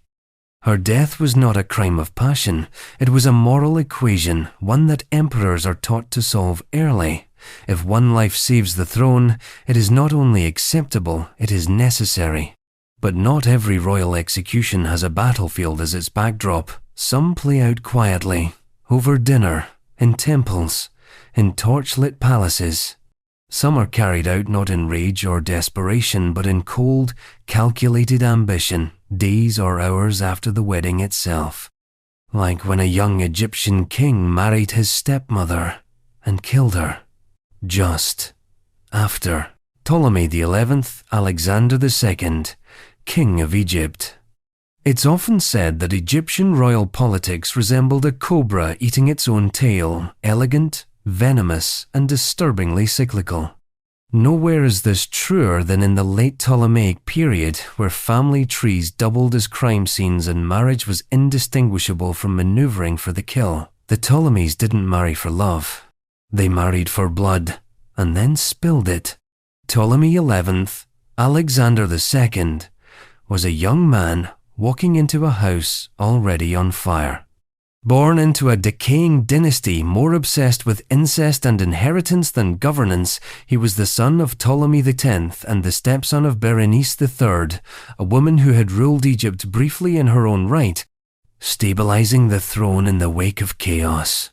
When the Senate in Rome, because yes, by this time Egypt was already part marionette to Roman interest, decided Egypt needed a new ruler, they sent young Ptolemy XI to claim the crown. But there was a catch. He had to marry Berenice. Let's pause there. He was roughly 16. She was in her 32nd. She was also his stepmother and cousin, and the widow of his uncle, and possibly even his biological aunt, depending on which historian you believe. In the Ptolemaic world, that counted as a perfect match. The royal family had long turned endogamy into policy-keeping power, concentrated, bloodlines pure, and succession disputes, ironically, even bloodier. And so the wedding went forward. It was an uncomfortable spectacle, even by Hellenistic standards. The young, Roman-backed pretender and the seasoned, politically savvy queen regnant. A royal ceremony made out of legal obligation and dynastic arithmetic. There was no honeymoon phase. There was hardly time to decorate the palace. Within weeks, some say within days, Berenice III was dead. Murdered. By her husband. The how is debated. Some say she was poisoned. Others say she was stabbed by palace guards loyal to him. There is even a version where she was lured into a false meeting and quietly strangled, a whisper of silk and betrayal. The truth is buried in centuries of contradictory records, all united by a single horrifying fact. She was gone, and Ptolemy XI was still standing. But not for long. You see, Berenice III wasn't just politically useful, she was beloved by the Alexandrian populace, by the priesthood, by the nobility who had grown weary of imported Roman puppets and child kings with knives hidden behind diplomatic smiles. She had, however briefly, represented something close to Egyptian autonomy. Her murder wasn't just shocking, it was infuriating. And for once, the people did something about it. Within 3 weeks of the wedding, Ptolemy XI was dragged from the palace by an angry mob and torn to pieces. Yes, torn to pieces. The Romans hadn't even finished writing the letters of congratulation before their chosen king was lying in pieces on the marble floor, his reign reduced to a cautionary paragraph in dusty archives.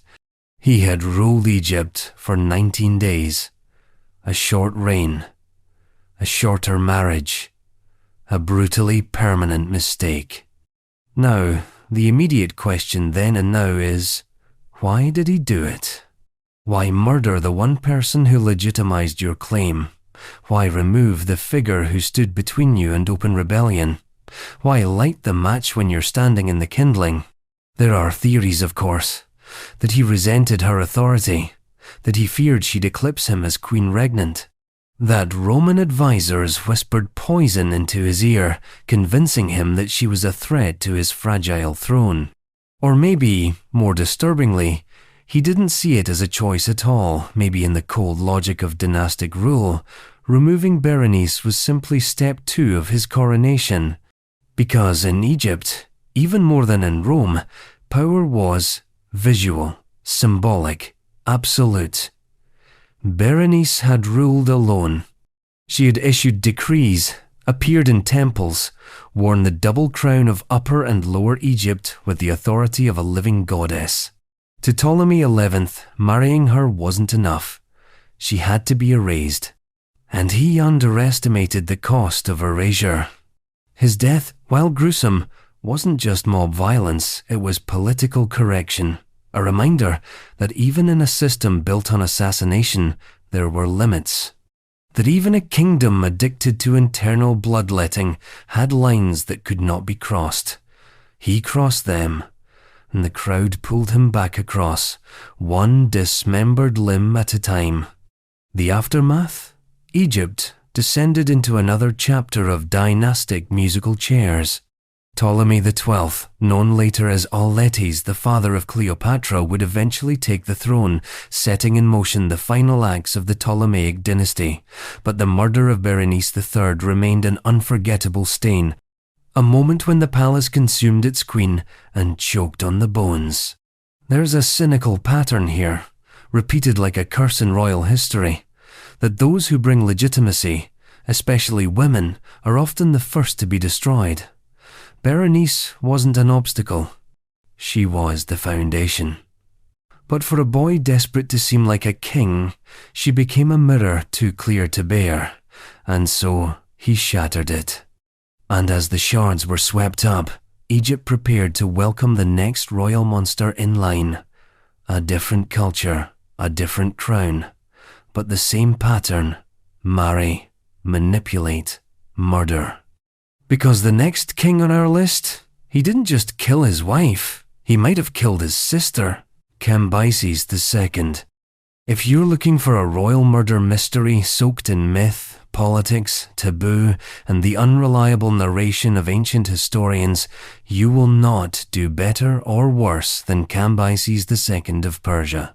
He was the son of Cyrus the Great, the man who founded the Achaemenid Empire, which at its peak spanned from the Aegean Sea to the Indus River. A legendary father, a vast empire, a throne carved out of conquest. And onto that golden pedestal climbed Cambyses' equal parts heir and warning sign. He ruled from 530 to 522 BCE, and in that brief, turbulent reign, managed to conquer Egypt, destabilize Persia's nobility, unleash a rebellion so absurd it was led by a man impersonating his dead brother, and if Herodotus is to be believed, murder his own sister wife in a flash of imperial madness.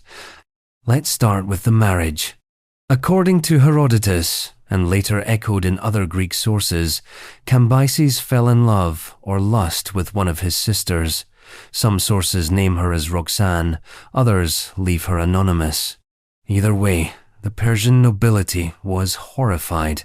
Incest, While not unheard of in later Persian dynasties and other royal lines, Ptolemy's, was not yet codified or normalized within the Achaemenid royal family. His counselors, particularly the elder nobleman Croesus, former king of Lydia turned Persian advisor, reportedly warned him against it. Cambyses didn't take the advice well. Not only did he go through with the marriage, but some accounts suggest he took multiple sisters as wives, and then again, if we trust Herodotus, he killed one of them. Why? Well, that's where things get slippery. Herodotus offers two versions of the story, both of which reek of dramatic license, moral instruction, and just a whiff of personal vendetta. In the first version, Cambyses strikes down his pregnant sister wife in a fit of rage during a courtly dispute. In the second, it's an even colder act. After asking her opinion about a decision he's already made, she voices disagreement, and he kills her on the spot, allegedly saying, "You're weeping now, but you'll have something to really cry about soon." Then he stabs her. In both versions, the implications are clear. Cambyses doesn't just murder, he murders personally, up close, as if to emphasize that no one, not even the mother of his unborn child, not even his own blood was safe from the blade if they challenged him.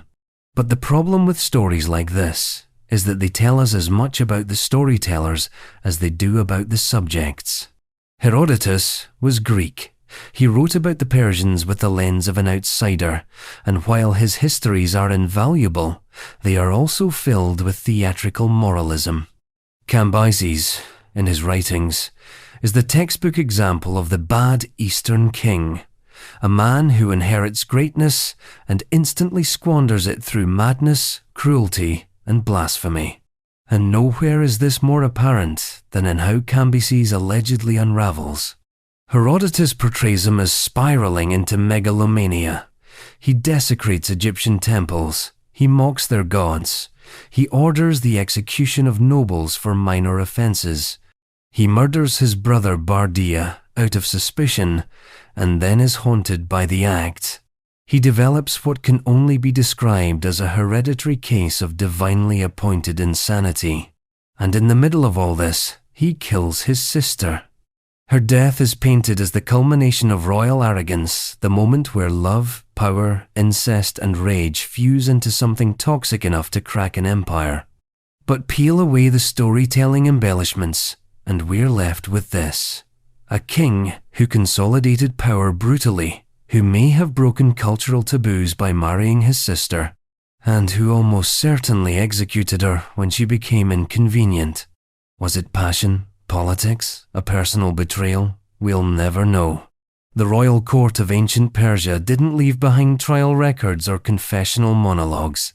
The story, as it survives, is second-hand, filtered through Greek chroniclers, interpreted by modern scholars with varying degrees of skepticism. Some even argue the sister-wife murder is a later invention crafted to demonize Cambyses and contrast him with his more stable successor, Darius I. But whether literal or literary, the story has teeth. Because it fits into a broader pattern we've already seen. Royal women, used to seal legitimacy, are almost always expendable. Their political utility is inversely proportional to their proximity to power. Once they overstep by speaking up, by resisting, by reminding their husbands they are more than just ornaments, they become threats.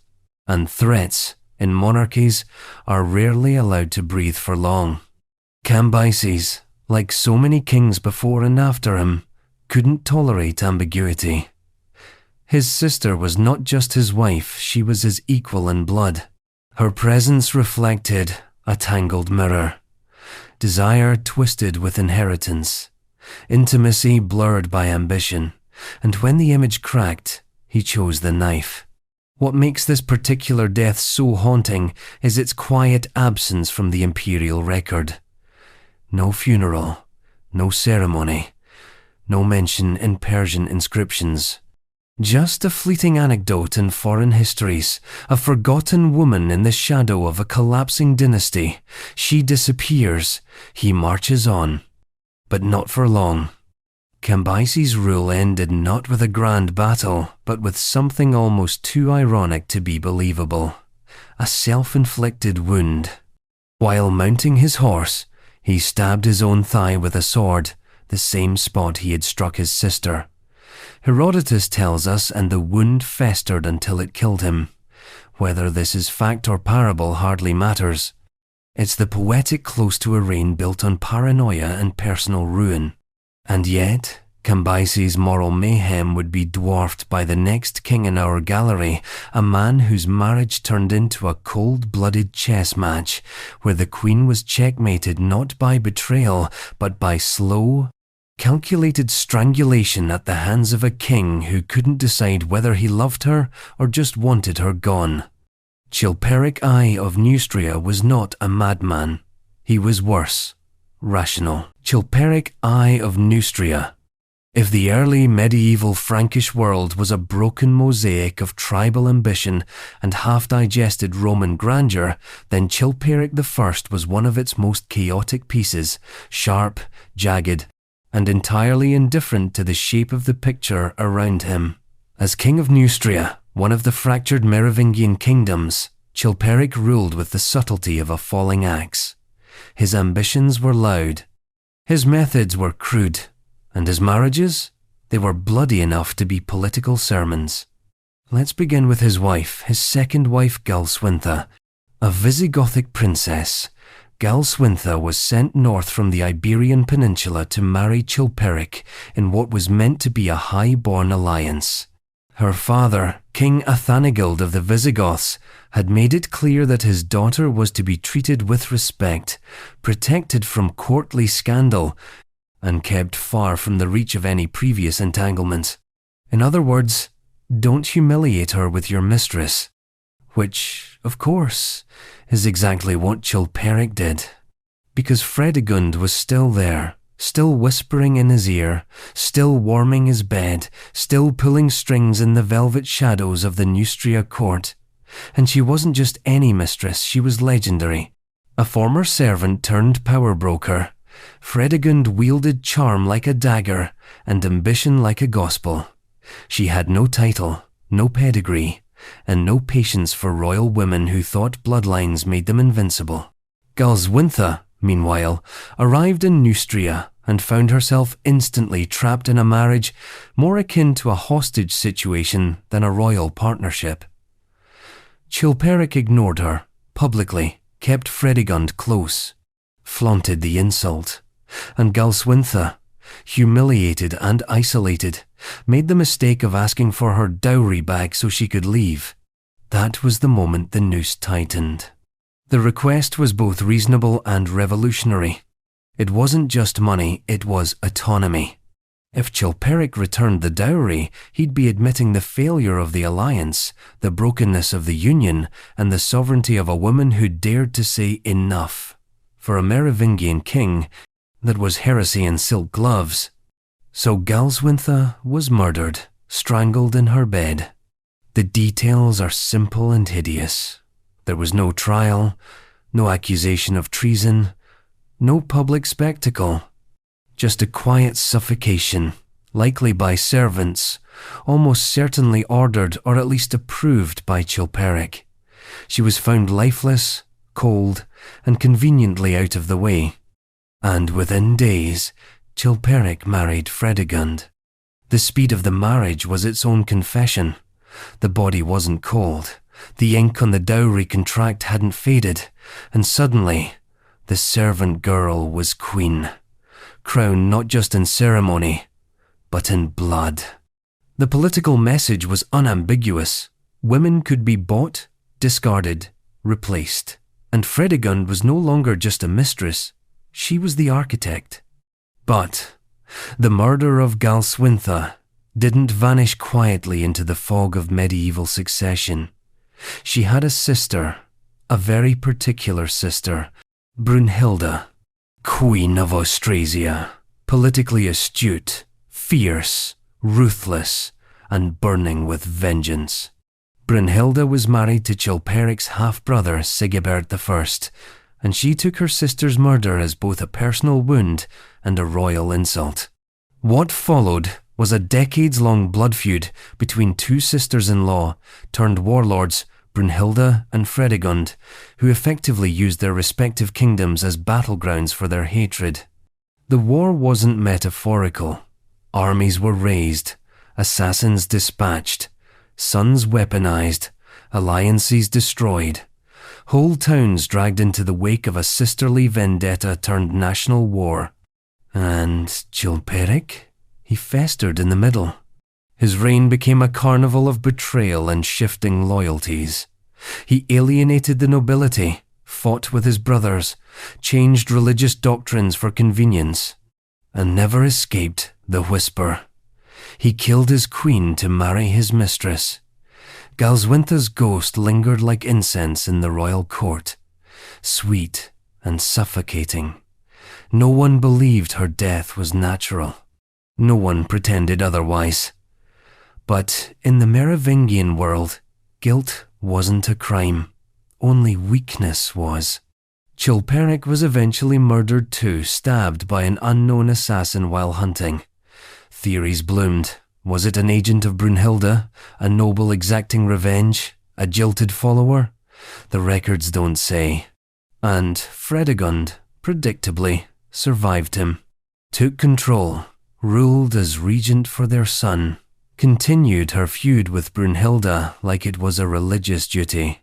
But the murder of Galswintha remained the original sin of that chapter of the Merovingian dynasty. It wasn't just that she was killed. It was that she was killed elegantly, quietly, out of the way. It wasn't a crime of passion or a battlefield execution. It was a transaction, a marriage returned to sender with strangulation instead of a signature. And what makes it more chilling is that everyone got exactly what they wanted. Chilperic got his mistress. Fredegund got her crown. The political wheels kept turning. No war was declared over Galswintha. No noble rebellion was raised in her name. She became, like so many royal women before her, a body that marked a transition, a placeholder in a larger narrative about male ambition and female expendability. But in this case, the story didn't fade. It metastasized. Because this wasn't the end of Fredegund's violence, nor the end of royal women being strangled into silence.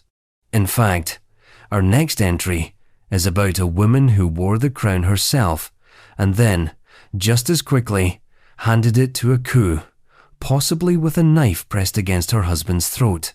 The revolution was Russian, the empress was Catherine, and her husband was Peter III briefly.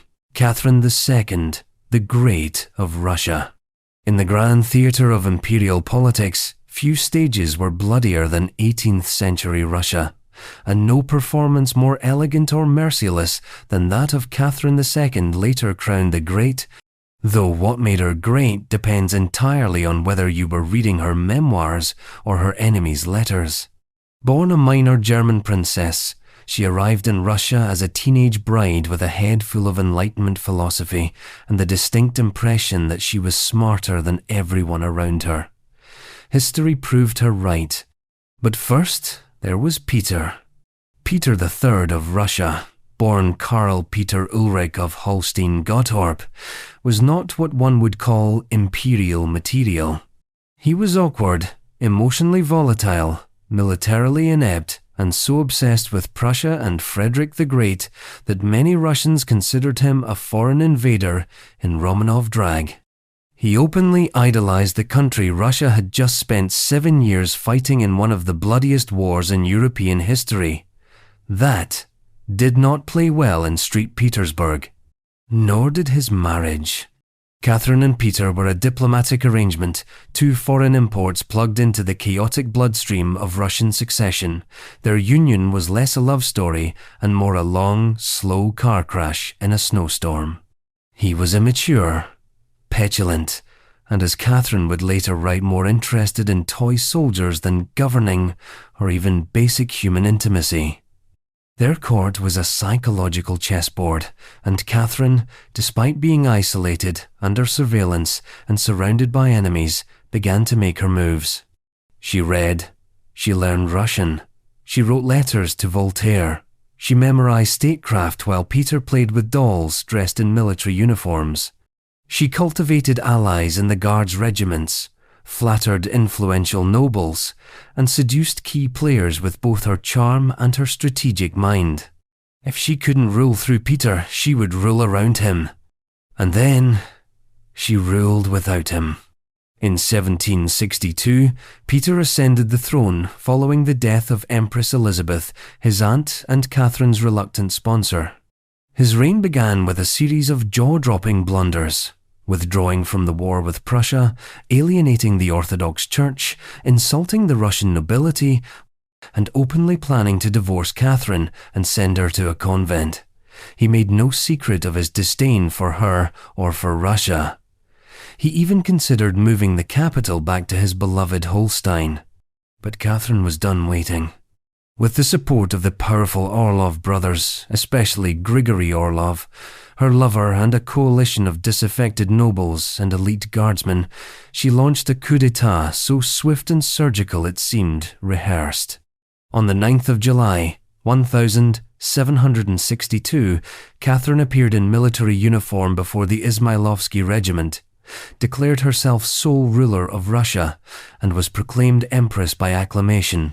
Peter, still unaware of the scale of the plot, surrendered almost immediately. He wrote a formal abdication. He asked to retire to his estates. He made no effort to fight. He assumed he would be allowed to live. He was wrong. 8 days later, Peter III was dead. The official cause: an attack of hemorrhoidal colic. The unofficial cause: murder. Almost certainly carried out by Alexei Orlov Grigory's brother and one of the coup's main enforcers. The most common version of events has Peter strangled in a scuffle at the Ropsha estate, where he was being held under protective custody. Some versions suggest a pillow was used. Others, that he was throttled by a scarf in the middle of a drunken quarrel. The details shift. The outcome doesn't. And Catherine, she did what powerful people always do when inconvenient corpses show up. She distanced, deflected, and delegated the narrative. She expressed grief. She ordered a quiet burial. She never launched an investigation. No one was punished. She said nothing in public that could be interpreted as an admission or a denial. Privately, she moved on with clinical efficiency. Her coup was secure. Her son, Paul, was still too young to threaten her rule. And Peter, in death as in life, had been successfully removed from the chessboard. The Russian nobility largely applauded.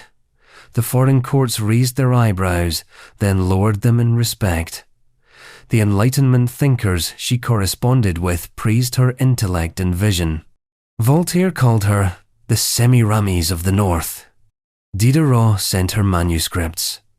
The myth of Catherine the Great, philosopher-empress, enlightened autocrat, modernizer, was already taking root. But the myth has a corpse buried at its roots. Peter III may have been foolish, petulant, and unfit to rule, but he was still emperor by law and blood. His death, regardless of motive, was a political assassination, a palace cleaning, a coup completed with a pillow instead of a bullet. Whether Catherine directly ordered the murder remains a historical grey zone, but the pattern is hard to miss. She had every reason to want him gone, and every power in place to make it happen. And that's the moral contradiction embedded in her legacy. Catherine expanded Russian territory, reformed education, embraced Enlightenment ideals, and may have had her husband choked to death in his nightshirt. Her reign began in an act of political violence and ended in near deification. If that unsettles you, it should. Because power doesn't change people, it reveals them. And if you think one murder to secure a throne is dark, imagine doing it twice. because the next royal in this list didn't just poison her husband to reclaim her crown. She poisoned two: Cleopatra, Thea, Seleucid queen, regnant. By the time Cleopatra Thea reached for the crown again, she had already survived more betrayal than most monarchs accumulate in a lifetime. She was born into royalty and married into disaster, tossed between kings like a silver coin in a dying market. Her story is what happens when a woman refuses to die quietly in the margins of male ambition and instead writes her legacy in poison. Let's rewind. Cleopatra Thea was a Ptolemaic princess, yes, from that bloodline. The daughter of Ptolemy VI of Egypt, she was raised with the cold etiquette of dynastic diplomacy. Her marriage wasn't just inevitable, it was instrumental. She was, from birth, a solution to someone else's problem. That problem was the Seleucid Empire, the sprawling but crumbling dominion that once stretched from the Mediterranean to the edges of Persia, now reduced to a tattered scrap of former glory, choked by civil war, invasions, and fratricide. She was sent to marry Alexander Ballas, first a pretender with good PR and poor military sense. That marriage ended predictably with his defeat by Demetrius II Nicator, who took the crown, and, with it, Cleopatra Thea as his wife. One king dead, another crowned, and Thea remained standing, barely changing costumes. Demetrius II, for all his regal airs, was more warrior than ruler, restless, erratic, and politically tone-deaf. Shortly after marrying Cleopatra Thea, he made the bold mistake of marching east to face the Parthians, where he was promptly captured. For 10 years, he was a hostage, a bargaining chip, a living placeholder in foreign hands. Thea, meanwhile, stayed in Syria, now paired with yet another husband, Antiochus VII, Demetrius's own brother, because royal widowhood was apparently not something a Ptolemaic woman was allowed to indulge in for long. This second marriage brought temporary stability and a son, but Antiochus VII, like every other Seleucid male, had a fatal attraction to military overreach. He launched a campaign against the Parthians, who again proved that hubris makes for poor armor. He was killed. And then, in a truly bizarre twist of political recycling, the Parthians released Demetrius II back into Syria, probably thinking, let's see how many more times these people can stab each other before they run out of thrones. And so, Demetrius returned from captivity, expecting applause, a throne, and the loving embrace of the wife who'd survived his absence. What he got instead was a cold reception from a population exhausted by war and a wife who had learned not only how to survive power, but how to use it. Demetrius II came home weaker than he left, discredited, unpopular, a relic of a time no one wanted to remember. Cleopatra Thea, meanwhile, had grown harder, sharper. She had held the reins of the kingdom while he was gone. She had seen her own brothers, husbands, and sons turned into liabilities the moment they stopped being useful. And she wasn't about to let Demetrius come back and make a mess of it all again. So she acted. In 125 BCE, not long after his return, Demetrius was killed. Most sources agree he was poisoned. Some say by her hand, others say on her orders. A few hint at a more dramatic scene, a ceremonial cup handed to him by his queen, with a silent stare that said, "This is how you repay a decade of humiliation." Whether she administered the poison or simply arranged the appointment doesn't really matter. He drank, he died. She ruled. For a brief, flickering moment, Cleopatra Thea was queen regnant, not just a consort or mother or pawn, but ruler in her own name. She had outlasted 3 husbands, she held the scepter, and she looked around and saw what every monarch eventually sees. The next threat was always closer than the last. Her son, Seleucus V, was that threat. After Demetrius's death, Seleucus tried to seize the throne for himself. Young, ambitious, and most damning of all his father's son. Thea, not interested in being replaced by another impulsive male with delusions of grandeur, had him executed too. Let that sink in. She had her husband killed, then her son. Not in a frenzy, not in revenge, but in the cold arithmetic of survival. It was a brutal calculus, and one that only a woman raised among the Ptolemies could have mastered. Love and blood were ceremonial. Power was the only true loyalty. Eventually, she would place another son, Antiochus VIII, on the throne, this time more carefully, with herself as co-ruler, but time was running out. Her enemies gathered. Her surviving children grew resentful. In a final twist of poetic justice or irony, Antiochus VIII allegedly forced her to drink poison herself, turning her signature method into her last supper. She died as she had lived, surrounded by dynasty, betrayal, and death by decision. Cleopatra Thea remains one of the most fascinating footnotes of ancient monarchy because her power was both real and tragic. She didn't wield it with flamboyance or spectacle. She wielded it like a dagger under the table. Quiet, sharp, necessary. What makes her story especially disturbing isn't that she killed her husband, it's how normal it seemed. A routine house cleaning, a logical extension of royal survival. No rebellion followed, no courtly grief. Just another name scratched from the royal list. Another cup emptied, another woman standing over a corpse and calling it sovereignty. But if Cleopatra Thea's poison was subtle, the next monarch on our path left behind a death that echoed across the empire. It involved a queen, a sudden, suspicious death, and an entire palace wondering whether the king had just murdered the only person who could have saved him from himself. Ptolemy IV Philopator was not subtle. Ptolemy IV Philopator, King of Egypt. There is a particular cruelty reserved for kings who grow bored with ruling. Ptolemy IV Philopator, the fourth monarch to carry the increasingly ironic epithet, beloved of his father, ruled Egypt not with wisdom or clarity, but with wine, incest, and a reputation for neglect so profound that the empire began to rot under his sandals. His reign was marked by extravagance, spectacle, and a slow-motion collapse of dignity, a man more interested in theatre than theology, more invested in parties than provinces. And then there was Arsinoe III.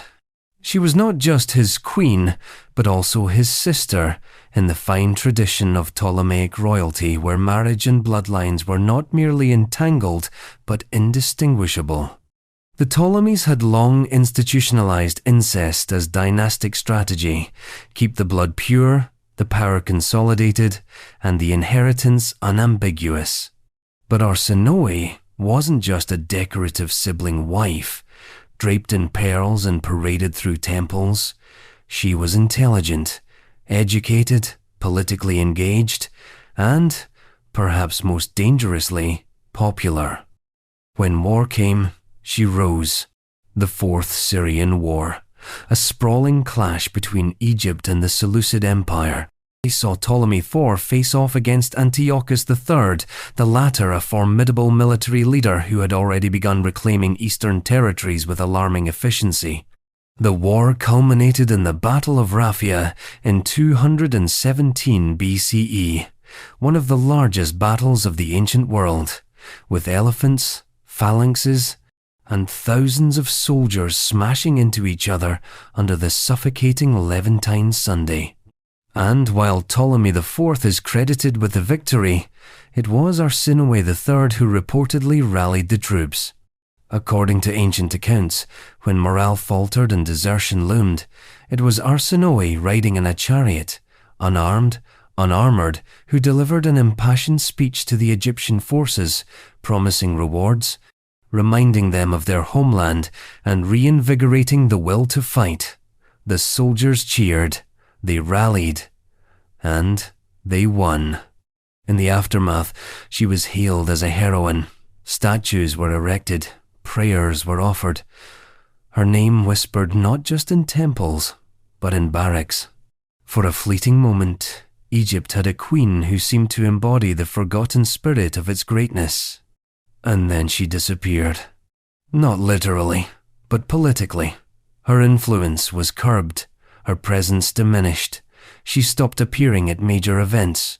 No proclamations bore her name.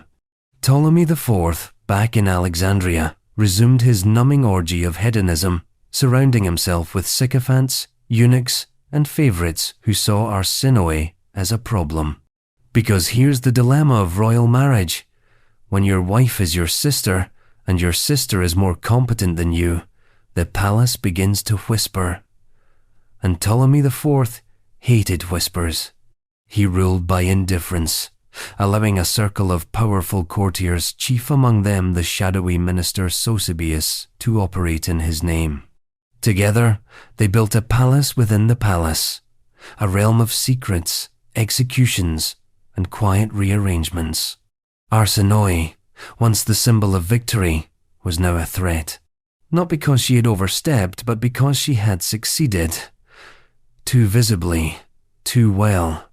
And so, in 204 BCE, when Ptolemy IV died, possibly of illness, possibly of deliberate neglect, the question of succession ignited like dry papyrus in desert wind. Their son, Ptolemy V, was only 5 years old.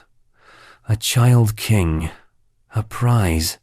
Whoever controlled the boy controlled Egypt. And standing between the regents and total authority was one inconvenient woman, the Queen Mother. Arsinoe III. The exact timeline of her death is hazy, because that was the point. But ancient sources, including Polybius and other Greek historians, suggest that Sosibius and his faction moved quickly. With the king dead and a regency crisis brewing, Arsinoe was summoned, or detained, or lured into a meeting under the guise of ceremony. And then she was killed, probably by strangulation, possibly by poison. Almost certainly with the knowledge or at the command of the very people who would then rule in her son's name.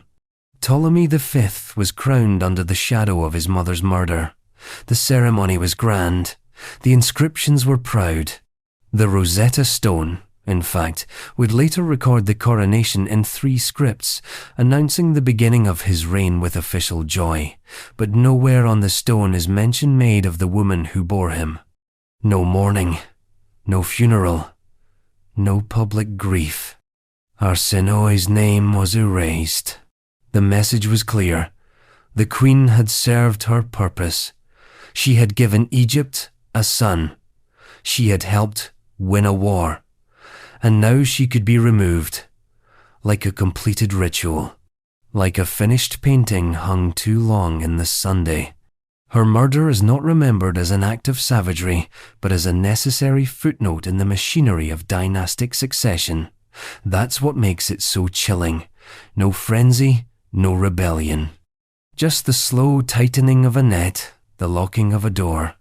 The silence of a mother being removed so her son could be raised by strangers. And the legacy?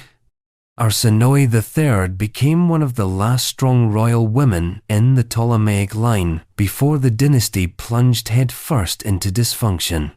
The Egypt she tried to save would later be ruled by children, manipulated by regents, colonized by Romans, and mythologized into oblivion.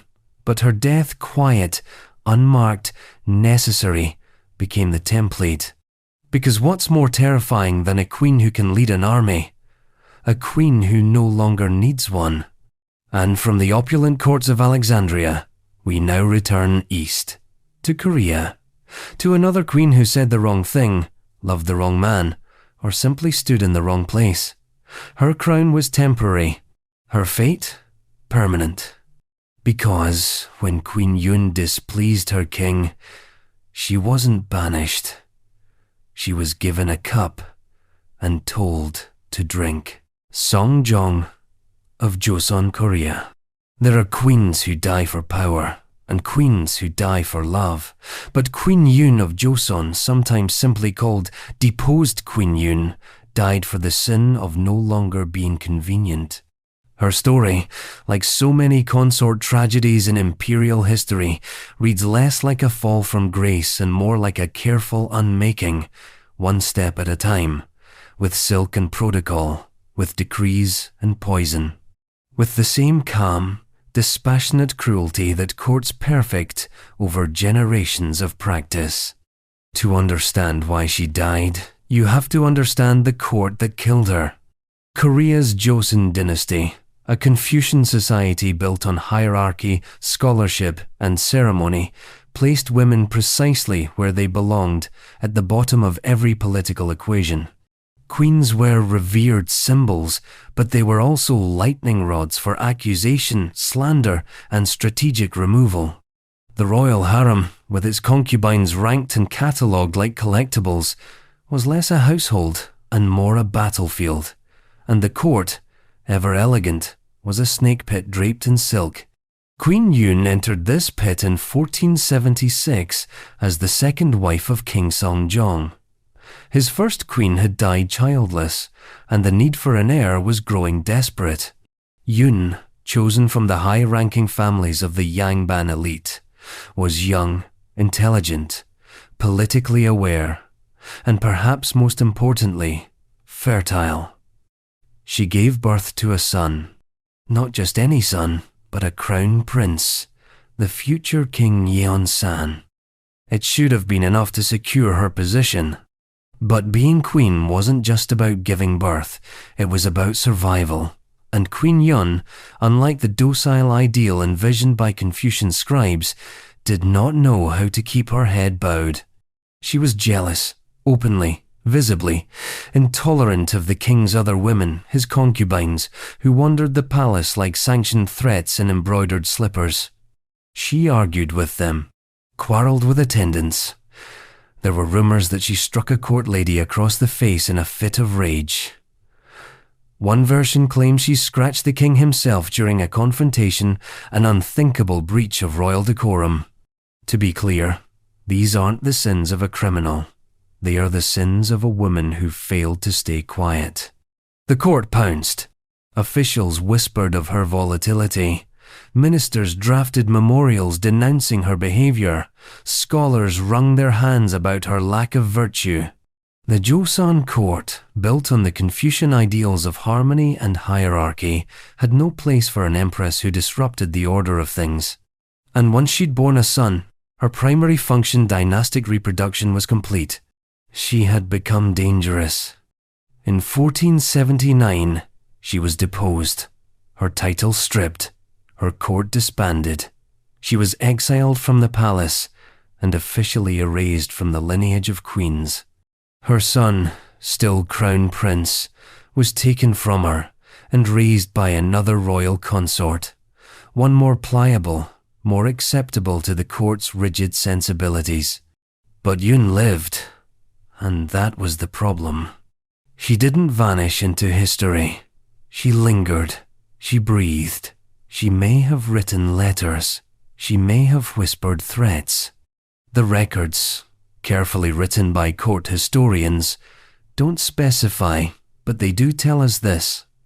In either 1482 or 1483, Seongjong gave the order. She was to die. The execution wasn't messy. It was dignified. It came in the form of a cup poison handed to her by royal command, a death wrapped in ceremony. No blood, no screams. Just the final, quiet removal of an inconvenient woman. There was no public mourning. Her name was omitted from the list of queens. Her story became cautionary. A woman who had been queen, then nothing, then dead. But like all stories sealed by royal decree, hers didn't stay buried. Because years later, her son King Yeonsan would come to power. And when he learned the truth about his mother's fate, it didn't go well for anyone. He discovered that his mother had been executed. that her name had been deleted, that her death had been sanctioned by the very ministers now bowing to him. The revelation broke something in him. The court, sensing instability, tried to contain it, but Xuanzong didn't want containment. He wanted vengeance. In 1504, more than 20 years after her death, Queen Yun was posthumously restored, her title reinstated, her name carved into the annals of royal history. Temples were built in her honor. Her grave, previously modest, was elevated to queenly status. And the ministers who had ordered her death? Many were executed, tortured, some families destroyed completely, others fled or vanished.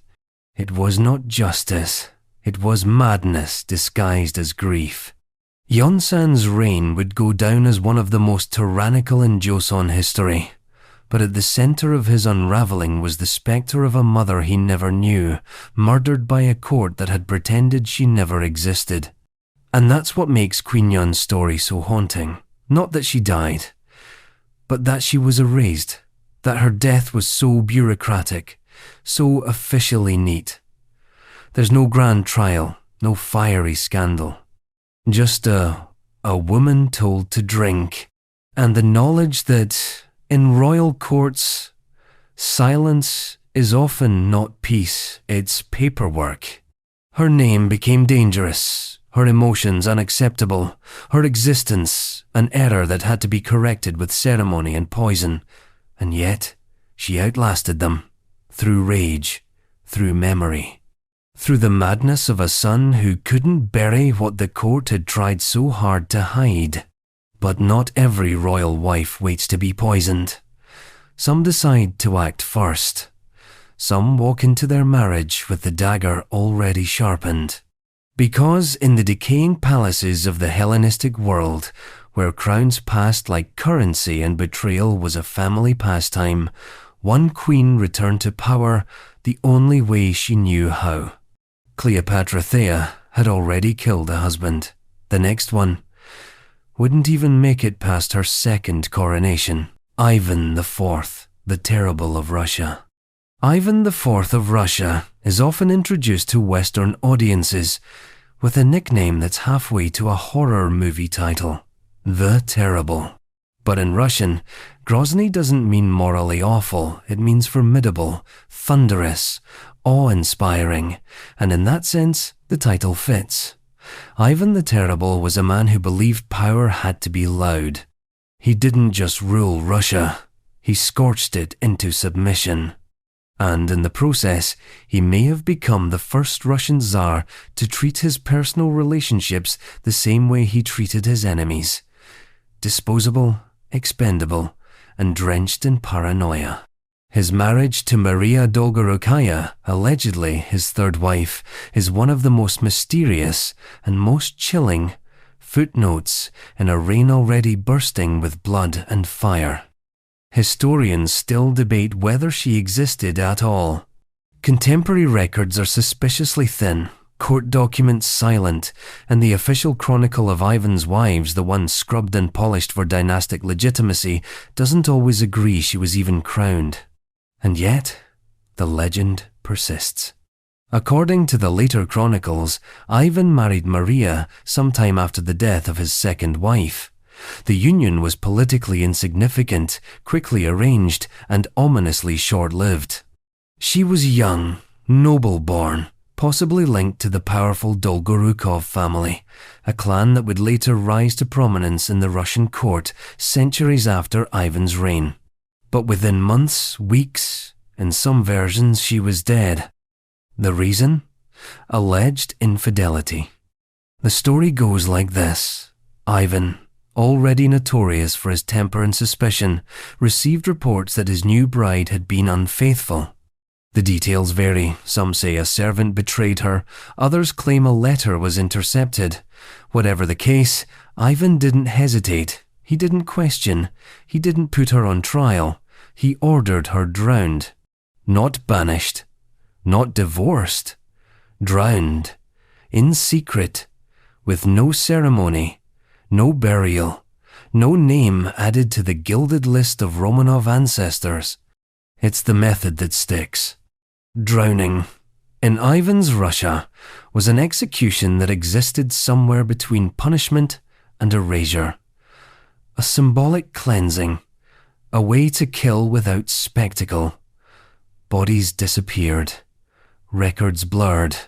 Questions dissolved with the corpse, and for a Tsar obsessed with both divine right and absolute control, there was something deeply satisfying in a punishment that left no trace.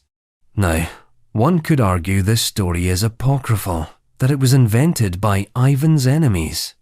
That later chroniclers, eager to blacken his name even further, simply attached another faceless victim to his marital track record. But even if the story were fabricated, the fact that people believed it, that it fit so seamlessly into the established arc of Ivan's life, says something darker than the act itself. Because if any monarch could be imagined drowning his own wife on a rumour, it was Ivan. By this point in his reign, he had already executed thousands, built the Oprichnina, his personal terror force, slaughtered entire towns, and even murdered his own son in a fit of rage. The boy, Ivan Ivanovich, was his heir, his namesake. They quarrelled. The elder Ivan struck him in the head with a staff. He died days later. The Tsar wept over the body. But the damage was done not just to the dynasty, but to Ivan's legacy. And Maria Dolgorukaya, whether real or ghost, fit neatly into the same pattern. Ivan's view of women was transactional at best, sadistic at worst. He married repeatedly, not for love or diplomacy, but because he could. After the death of his beloved first wife, Anastasia Romanovna, Ivan became unmoored. Her death, likely by illness, though he suspected poison, marked the beginning of his descent into the chaos that would define the latter half of his reign.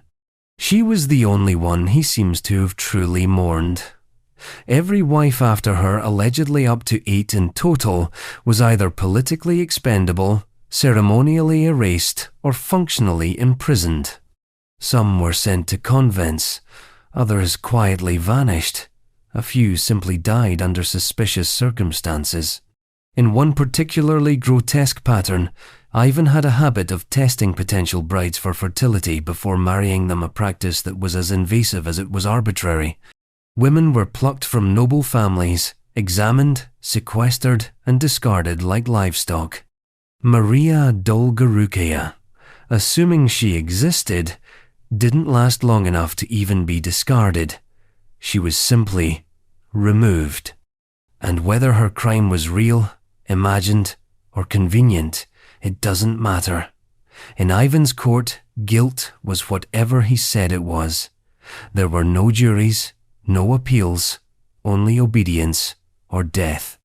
And if the Tsar felt humiliated personally, politically, sexually, that was justification enough for a woman to be weighted down and thrown into the dark waters of whatever river served as the nearest confession booth.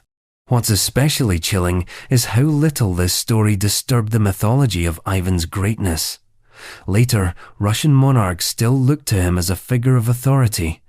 Orthodox writers portrayed him as a necessary scourge, harsh, yes, but divinely appointed. Even Stalin admired him. He had a knack for surviving his own violence, which is why the death of one obscure wife barely registers in most biographies. But she registers here, because she reminds us that power doesn't have to be loud to be lethal.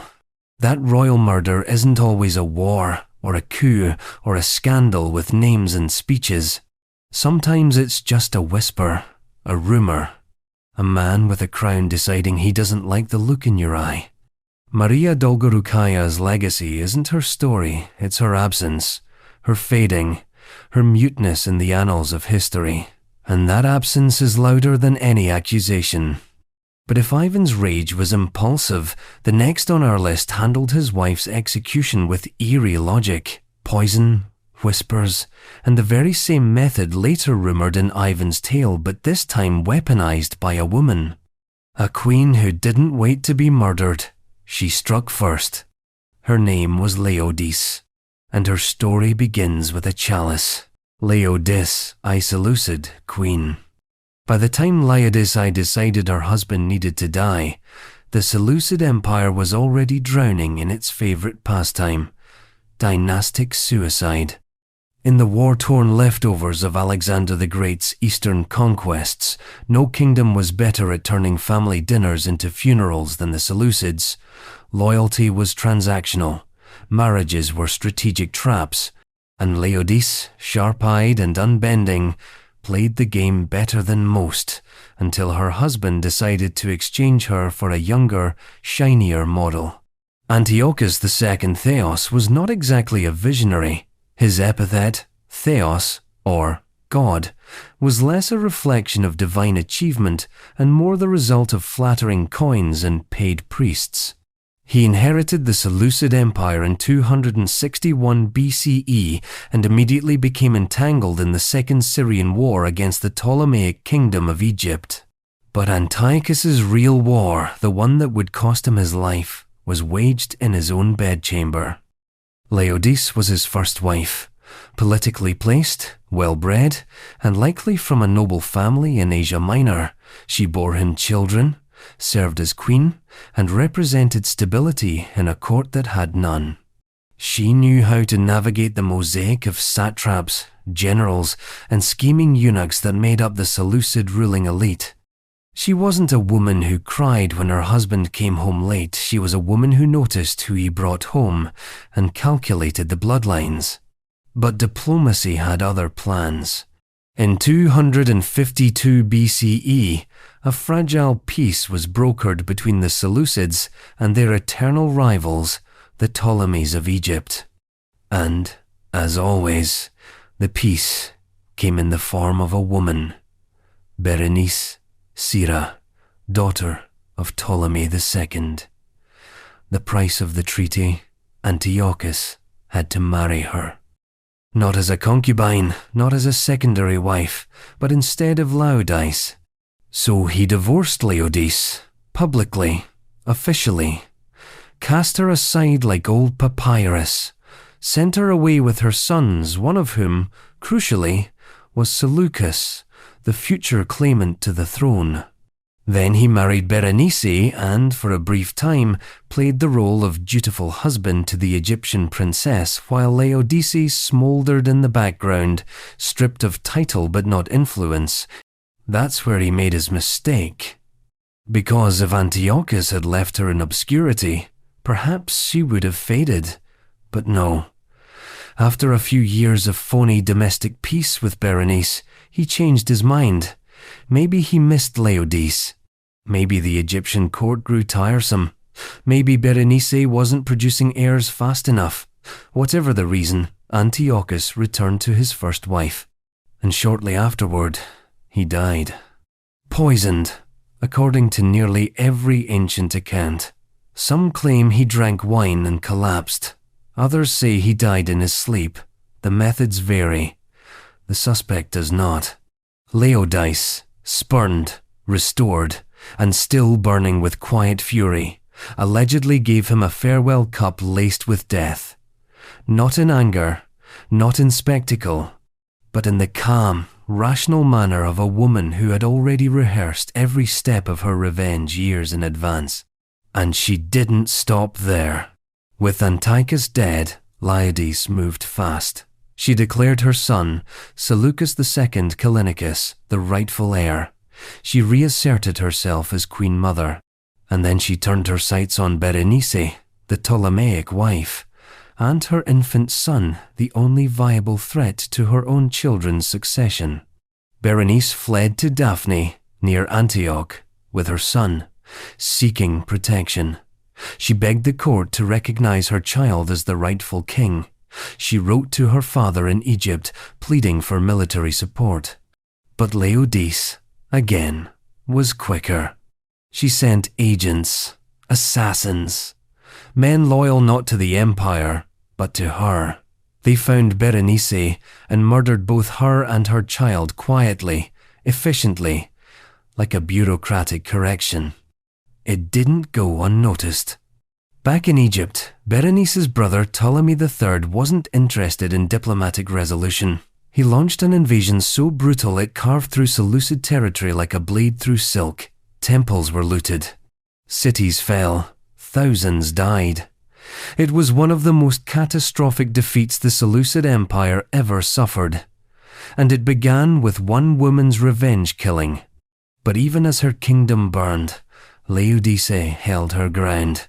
She remained the power behind the throne, the spider in the web.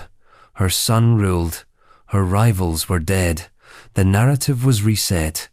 In many historical accounts, Laodice is remembered as treacherous, poisonous, manipulative, the prototype of the dangerous queen. But that's the language of men who lost. What she really did was simple. She played by the rules of her empire. The Seleucid court was not a place for mercy. It was a place for strategy. And Laodice was brilliant at it. She wasn't the first woman in ancient history to poison a husband, but she may have been the first to do it not as a crime of passion, but as a statement of control. Her legacy is not in monuments or poetry, but in the crater she left in the Seleucid line. Her son's reign was weak, fractured, hounded by civil war. The empire never fully recovered from her family feud. But for one terrifying moment, Laodice held every string, and she used it to strangle a dynasty into submission. Her story is proof of a deeper pattern, that in the royal courts of the ancient world, a woman's power was always conditional until it wasn't. And when that leash snapped, the people who'd once dismissed her as ornamental often ended up ornamental themselves, flattened on the palace floor, eyes wide, breath gone. But Laodice was not alone in her poison playbook. Others would follow, even noblewomen, even Romans. One in particular, draped in prestige and scandal, decided to join forces with a man who had his eyes on power, and together they served death to her husband like a political appetizer. Her name was Livilla, her lover Sejanus, and their dinner guest Drusus the Younger. Livilla, Roman, noblewoman. In imperial Rome, the sharpest weapons were rarely forged in iron. They were passed in cups, whispered through curtains, and written in the glances, exchanged across a marble dining table. Livilla, born Claudia Livia Julia, knew that game intimately. As a great niece of Augustus, sister of Claudius, niece of Tiberius, and mother to the future emperor Gemellus, she was wrapped in bloodlines that defined power and caught in a family where ambition was inherited like eye color. Her story is not one of battlefield glory or public speeches. It is a quiet, poisonous rot that began in the heart of the imperial family and ended, like so many Roman stories, with a locked room, a dead man, and no one willing to say the truth aloud. Her husband was Drusus the Younger, son of Emperor Tiberius, a man born to rule, bred in the shadow of the Palatine, and raised as the heir apparent to an empire groaning under the weight of succession anxiety. Drusus wasn't perfect. He had a temper. He drank too much. He was blunt and impatient with the Senate, but he was legitimate. And, most importantly, he was in the way. Because while Drusus was the heir, the real operator in Rome was Lucius Aelius Sejanus, commander of the Praetorian Guard. Sejanus was everything Drusus was not: strategic, manipulative, disciplined. He had clawed his way into Tiberius's inner circle and was slowly, methodically, replacing the imperial family with his own influence. But so long as Drusus lived, Sejanus was capped. A servant with delusions of grandeur. So he found a door into the royal household. That door was Livilla. She was more than just Drusus's wife. She was Sejanus's lover. Ancient sources, including Tacitus, Cassius Dio, and Suetonius, suggest their affair was not only romantic, but strategic. Livilla was no naive pawn. She had rank, ambition, and motive. As Drusus's wife, she could influence the line of succession. As Sejanus's lover, she could manipulate it. And together, they decided Drusus had to go. The murder, according to most accounts, was slow and careful. Drusus became ill in 23 CE, first minor symptoms, then more severe. He lingered, faded, died. The official cause was natural illness, malaria, maybe, or some unknown infection. But whispers spread quickly. The symptoms didn't match, the timing was too perfect. And behind the grieving widow stood Sejanus, silent and very much alive. Tacitus claims that Drusus was poisoned gradually, with tiny doses added to his food and drink over time. The poison was prepared by a physician loyal to Sejanus. Livilla, living under the same roof, ensured the doses were delivered without suspicion. It was not a crime of passion, it was a strategy of succession. And when Drusus finally died, the path to imperial power seemed wide open for Sejanus. Tiberius, for a time, grieved. He withdrew. He trusted Sejanus more than ever. The Praetorian Guard grew stronger. Livilla's son Gemellus was named heir, but he was a child, and easily manipulated. Everything seemed to fall into place. But power, in Rome, was never a straight line. Sejanus overplayed his hand. His ambitions became too transparent. He sought to marry into the Julio-Claudian bloodline. He lobbied for more titles, more honors. And Tiberius, suspicious by nature, began to see the trap. In 31 CE, from his villa on the island of Capri, he ordered Sejanus arrested. The news arrived in Rome during a Senate meeting. The senators, caught off guard, turned on Sejanus instantly. He was executed the same day. And then came the reckoning. With Sejanus gone, Tiberius's agents began excavating the conspiracy.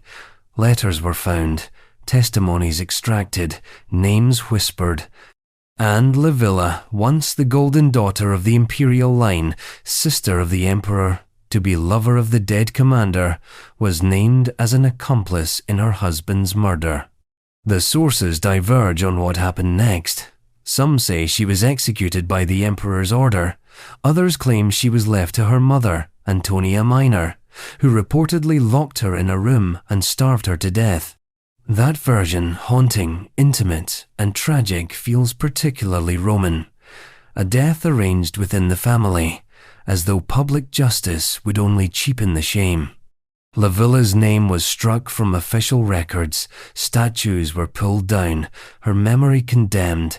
She became an unperson, a stain on the family narrative. Even her son, Gemellus, would later be executed by Caligula, deemed too close to the tainted bloodline.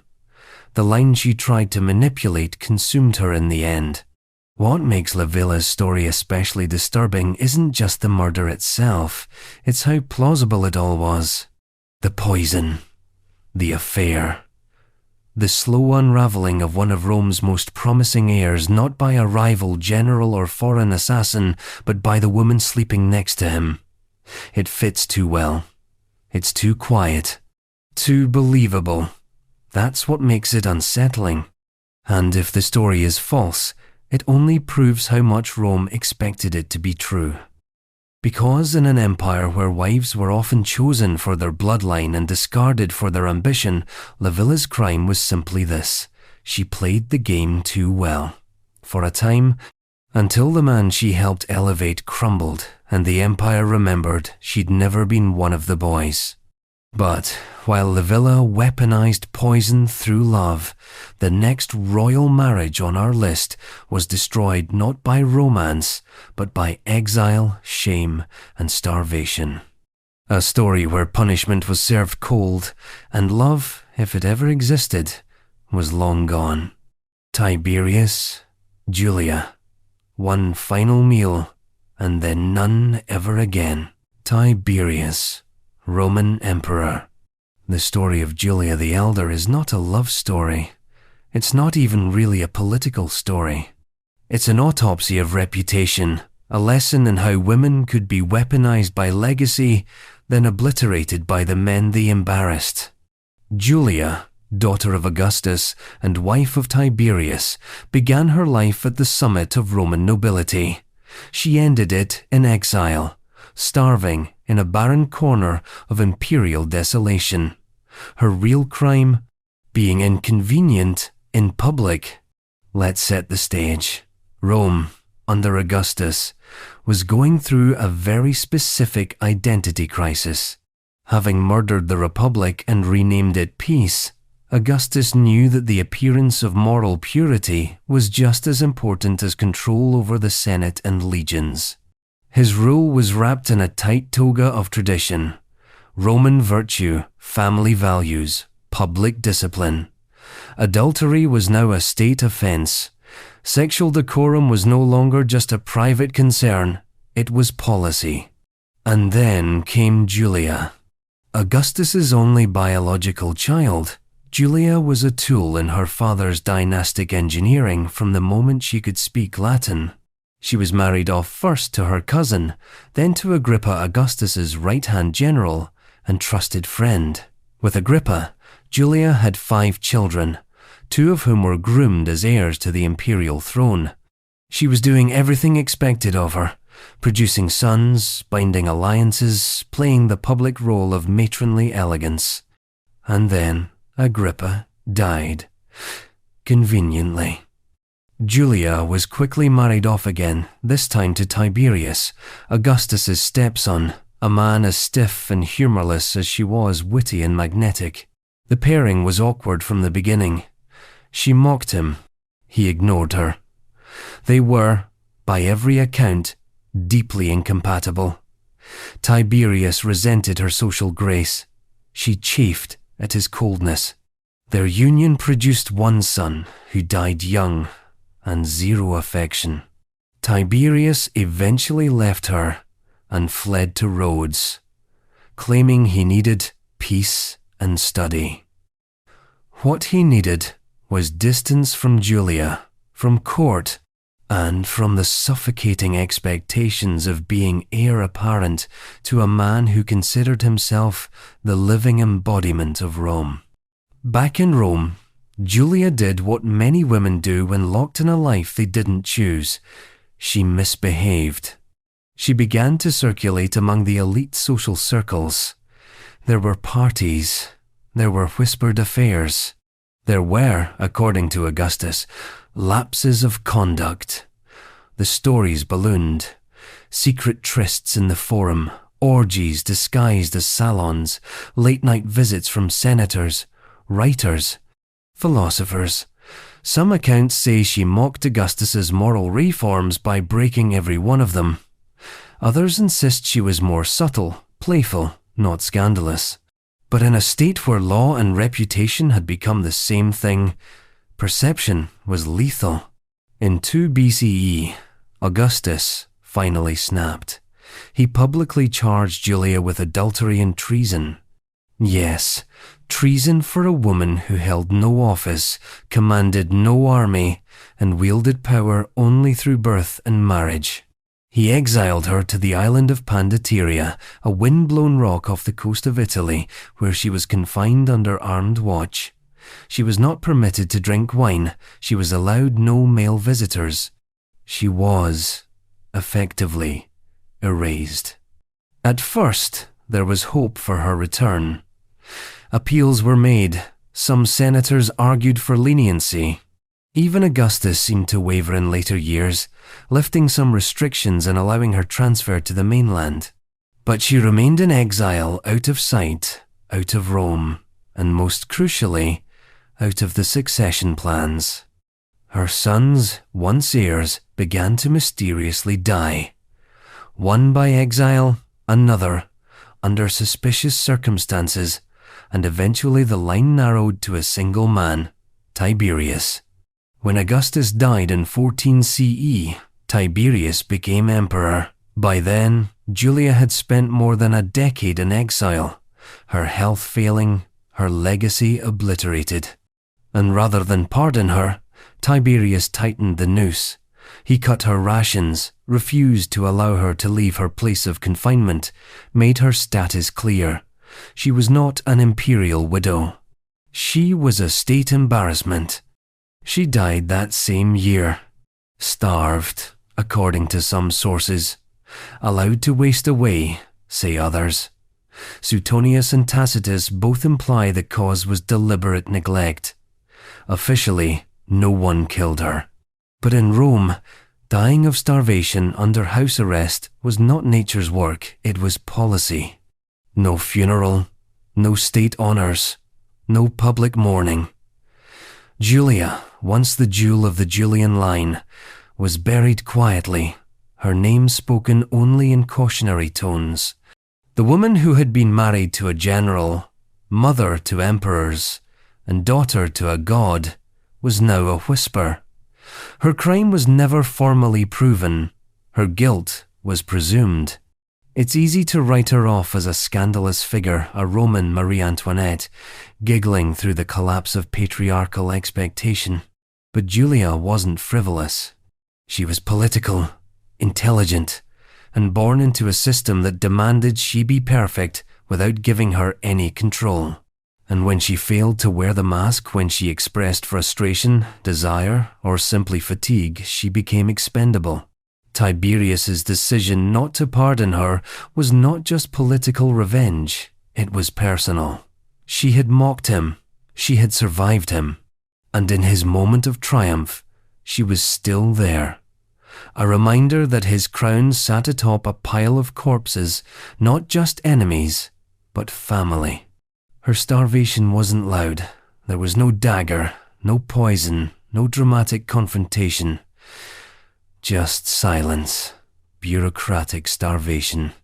The slow, state-sanctioned removal of a woman who had once been called Rome's hope. But if Tiberius handled betrayal with cold, imperial restraint, the next man in this catalogue of royal spouses went for something altogether different: rage, fire, and forced suicide. His empress stood in his way politically. His court told him she was dangerous, and so Emperor Wen of Western Wei gave the order. She could keep her dignity so long as she died immediately. Emperor Wen of Western Wei. By the time Empress Yifu was told to take her own life, she had already been sacrificed twice, first as a wife, then as a political obstacle. Hers was a quiet tragedy, the kind so common in imperial courts that it barely makes the official histories flinch. But look closer, and what emerges is a story about love curdling into expediency, about loyalty being mistaken for weakness, and about how the sharpest betrayal often comes in the language of duty. Let's start at the beginning, before the suicide, before the politics, when she was just a consort. Yifu was born into a respected family in the northwest of China during the northern and southern dynasties period, a time of near constant fragmentation, shifting allegiances, and kingdoms that rose and collapsed like fragile scaffolding. She married Yuan Baoju before he became Emperor Wen of Western Wei.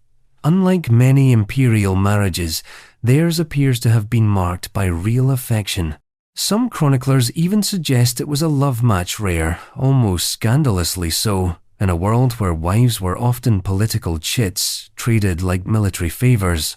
When Yuan Baoju took the throne in 535 CE, Yifu became empress. By all accounts, she was virtuous, dignified, and respected, embodying the Confucian ideals of a model wife. Modest, obedient, loyal, and invisible, she bore the emperor's sons. She kept a low profile in court affairs. She did everything right, and none of it saved her.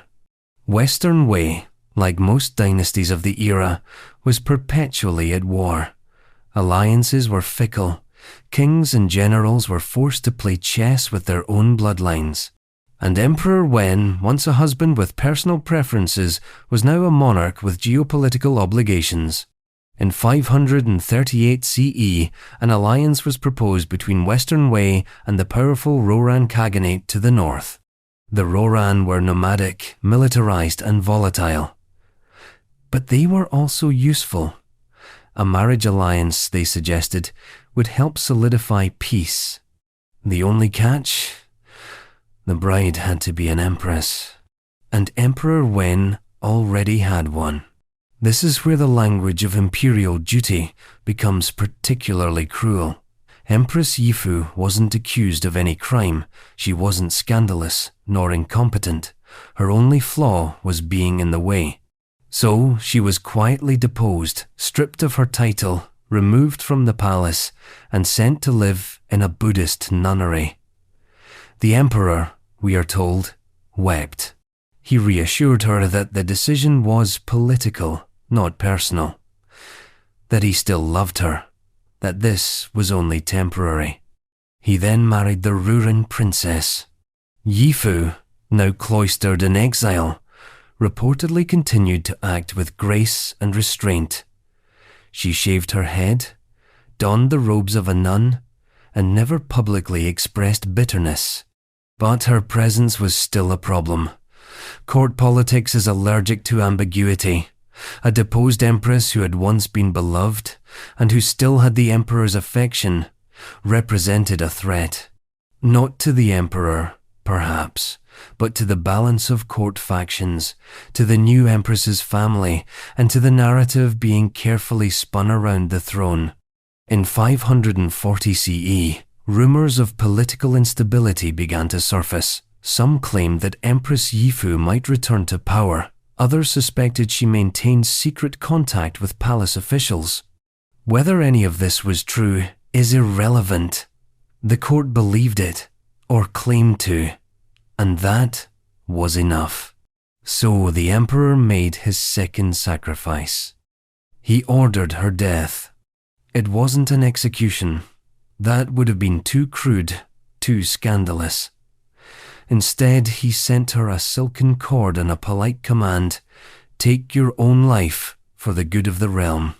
It was a request soaked in ceremonial etiquette, the Roman equivalent of being handed a dagger and told, "For the honor of the Senate and people of Rome." She obeyed. Accounts say she hung herself in silence. No outburst, no spectacle, just another woman eliminated to make room for history. She died not in rebellion or disgrace, but as a loyal subject of the very man who had loved her, married her, and then erased her. That's the part that sticks, because this wasn't just a betrayal. It was an execution outsourced to the victim. The emotional violence is astounding. The emperor who once claimed to adore her gave her the rope and called it dignity. And in return, she gave him compliance. Loyalty, even in death. What makes Yifu's story so unsettling is not that it's unique, but that it isn't. Across dynasties, across centuries, queens and consorts were routinely discarded when politics required a new alliance, a fresh face, or a clean narrative. Their value was directly proportional to their usefulness. Once they became liabilities too beloved, too remembered, too central, they were removed under the guise of necessity. But Yifu wasn't just a political speed bump. She was a mirror held up to the hypocrisy of imperial virtue. Her life embodied everything the court claimed to revere: humility, fidelity, restraint. And her reward for that was a cord, a quiet room, and historical footnotes that call her tragic, while praising the man who killed her as wise. Even in death, she upheld the structure that destroyed her. And the emperor? He would live on a few more years, ruling an increasingly unstable state, always shadowed by the choices he made in the name of peace. One wonders whether he ever truly mourned her. Whether the image of her in nun's robes, fading from memory, ever haunted his sleep. Or whether, like so many monarchs, he simply filed her away as a chapter closed another sacrifice in the ledger of governance. But not all rulers handle political downfall by ordering quiet deaths. Some, when cornered by fate, turn inward and in doing so, they destroy not just their own lives, but those closest to them. The next royal on our list faced defeat, and instead of surrender, he handed his wife a knife. Her name was Sato Gozen. Her death was not strategy. It was a final, violent expression of loyalty wrapped in a suicide pact. Minamoto no Yoshitsune. By the end of his life, Minamoto no Yoshitsune had been called a war hero, a traitor, a demigod, and a fool. He was one of Japan's most brilliant generals, and also one of its most hunted men, and in that long, ragged fall from glory to exile, he brought many people down with him, including Sato Gozen, the wife who followed him into oblivion. Her story is mostly shadows. That's how it often is with women attached to legendary men. History records her devotion, her beauty, her tragedy, but rarely her voice. She appears in the epic tales as a loyal figure, silent and graceful. But the moment that sealed her fate was anything but poetic. It was brutal, unsparing, and soaked in the blood of civil war. Let's back up. Yoshitsune was a member of the Minamoto clan during one of the most turbulent periods in Japanese history, the late Heian period, when the imperial court in Kyoto had become a theater of whispers and elegance, while real power belonged to the samurai clans. The Genpei War, a massive civil conflict between the Taira and Minamoto families, reshaped the entire country. And in that war, Yoshitsune was a star. He won impossible battles. He outmaneuvered larger armies. At the Battle of Dan no Yura in 1185, he helped crush the Taira and end their dominance. The victory was so total that the infant Emperor Antoku installed by the Taira was drowned in the sea by his own family to prevent capture. Yoshitsune's military genius was undeniable, but so was his political naivete. Because while he was winning battles, his half-brother Yoritomo was consolidating power. Yoritomo had no interest in sharing glory. He wanted control. And Yoshitsune, with his charisma and popularity, was too dangerous to keep around. So, despite their shared blood and battlefield alliance, Yoritomo turned on him. At first, it was subtle. Stripped titles, ignored petitions, denied audiences. Then it became explicit. Orders were sent for Yoshitsune's arrest. Suddenly the hero of the war was an outlaw, a fugitive, a liability. Yoshitsune fled Kyoto with a small retinue, including his loyal retainers and his wife, Sato Gozen. They moved north, seeking refuge in the court of Fujiwara no Hidehira, the powerful lord of Hiraizumi in the distant Tohoku region. Hidehira welcomed them, offered protection, and perhaps even admired the fugitive general. For a moment, it seemed like safety had returned, but it was temporary. After Hidehira's death, his successor, likely under pressure from Yoritomo, betrayed Yoshitsune. In 1189, forces were sent to surround his residence. The walls were closing in. There would be no escape. Yoshitsune, realizing that defeat was inevitable and capture meant humiliation, made a final, chilling decision. He would die by his own hand, but not alone. According to some sources, he ordered those with him to commit suicide as well. His retainers obeyed. And Sato Gozen? She was given the same instruction. The man she had followed into war, exile, and disgrace now asked her to die. Whether he asked, commanded, or simply expected it, we may never know.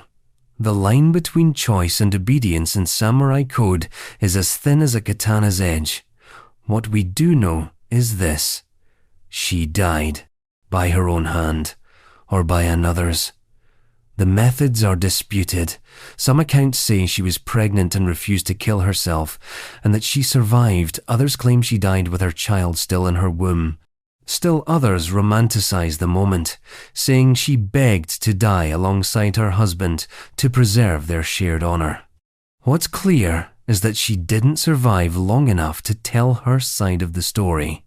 In Japanese culture, seppuku ritual suicide was the ultimate act of honor among the samurai class, but for women it was different. There was no sword across the belly. For women, it was often a dagger to the throat, or poison, quiet, clean, final. Sato Gozen's death was wrapped in this code, but also in a far older pattern, women dying for the failures of men. She had no army, no titles, no crimes. But her loyalty, once a symbol of grace, became a shackle. She was loved and therefore obligated, and in that obligation, she was buried. Yoshitsune's own death was stylized, like everything else in his life. Some say he committed seppuku in a small building that was then set on fire, consuming his body in flames. Others say he was killed by his own retainers at his command. But in all versions, he dies a legend outnumbered, betrayed, defiant. And Sato Gozen? She dies a footnote. She's remembered in art, in plays, in romantic poetry that imagines her final moments with tears and cherry blossoms. But her real legacy lies not in beauty, but in what her death tells us about the era. That love, in the world of samurai and generals, was often indistinguishable from loyalty. That loyalty, for women, was often indistinguishable from annihilation. And that death, when demanded by a man dressed in glory, was supposed to be seen as a virtue. But Sato Gozen's silence doesn't mean consent. Her absence doesn't equal peace. And from the icy forests of northern Japan, we travel now to the Iberian Peninsula, where another woman, Maria Teles de Meneses, met her end not in ritual or war, but in her own home. Her crime? Alleged adultery. Her punishment? A blade wielded not by the state, but by her husband. Prince John of Portugal didn't ask for her loyalty. He demanded her death. Prince John of Portugal, Duke of Valencia de Campos. Some royal killings happen in the shadows of grand strategy wars, alliances, dynastic succession. Others happen in private chambers, spurred by emotion too ugly to fit inside the court's polished walls. The murder of Maria Teles de Meneses by her husband, Prince John of Portugal, belongs to the latter. No empire hinged on her death. No kingdom shifted because of it. But the violence was no less real. It was small, intimate, personal, which somehow makes it worse. Maria Teles was a noblewoman of impeccable lineage, sister to Queen Leonor Teles of Portugal, and thus tightly wrapped in the political fabric of the House of Aviz and the tumultuous court of King Ferdinand I. Like most noblewomen of her time, her fate was not her own. She was married twice before she ever had a chance to choose. First to a court noble, then widowed. Then to Prince John, illegitimate son of King Peter I of Portugal, and a man who had inherited not just royal blood, but the full weight of his father's passions and paranoia. Their marriage was never romantic. It was transactional, a consolidation of alliances, bloodlines, and social capital. But unlike the more calculated marriages of empire, theirs was also deeply volatile. Prince John was a man bred for privilege but denied legitimacy. Though he held the title Duke of Valencia de Campos and had lands in Castile, he carried the rage of the bastard son, the chip on the shoulder of a man who believed himself just shy of the crown that should have been his. And Maria? She was everything he feared. Beautiful, yes. Well connected, certainly. But she was also independent, confident, socially dominant. Her sister sat beside the king. Her family name could open doors that his bastardy could not. In many ways, she outshone him in courtly circles.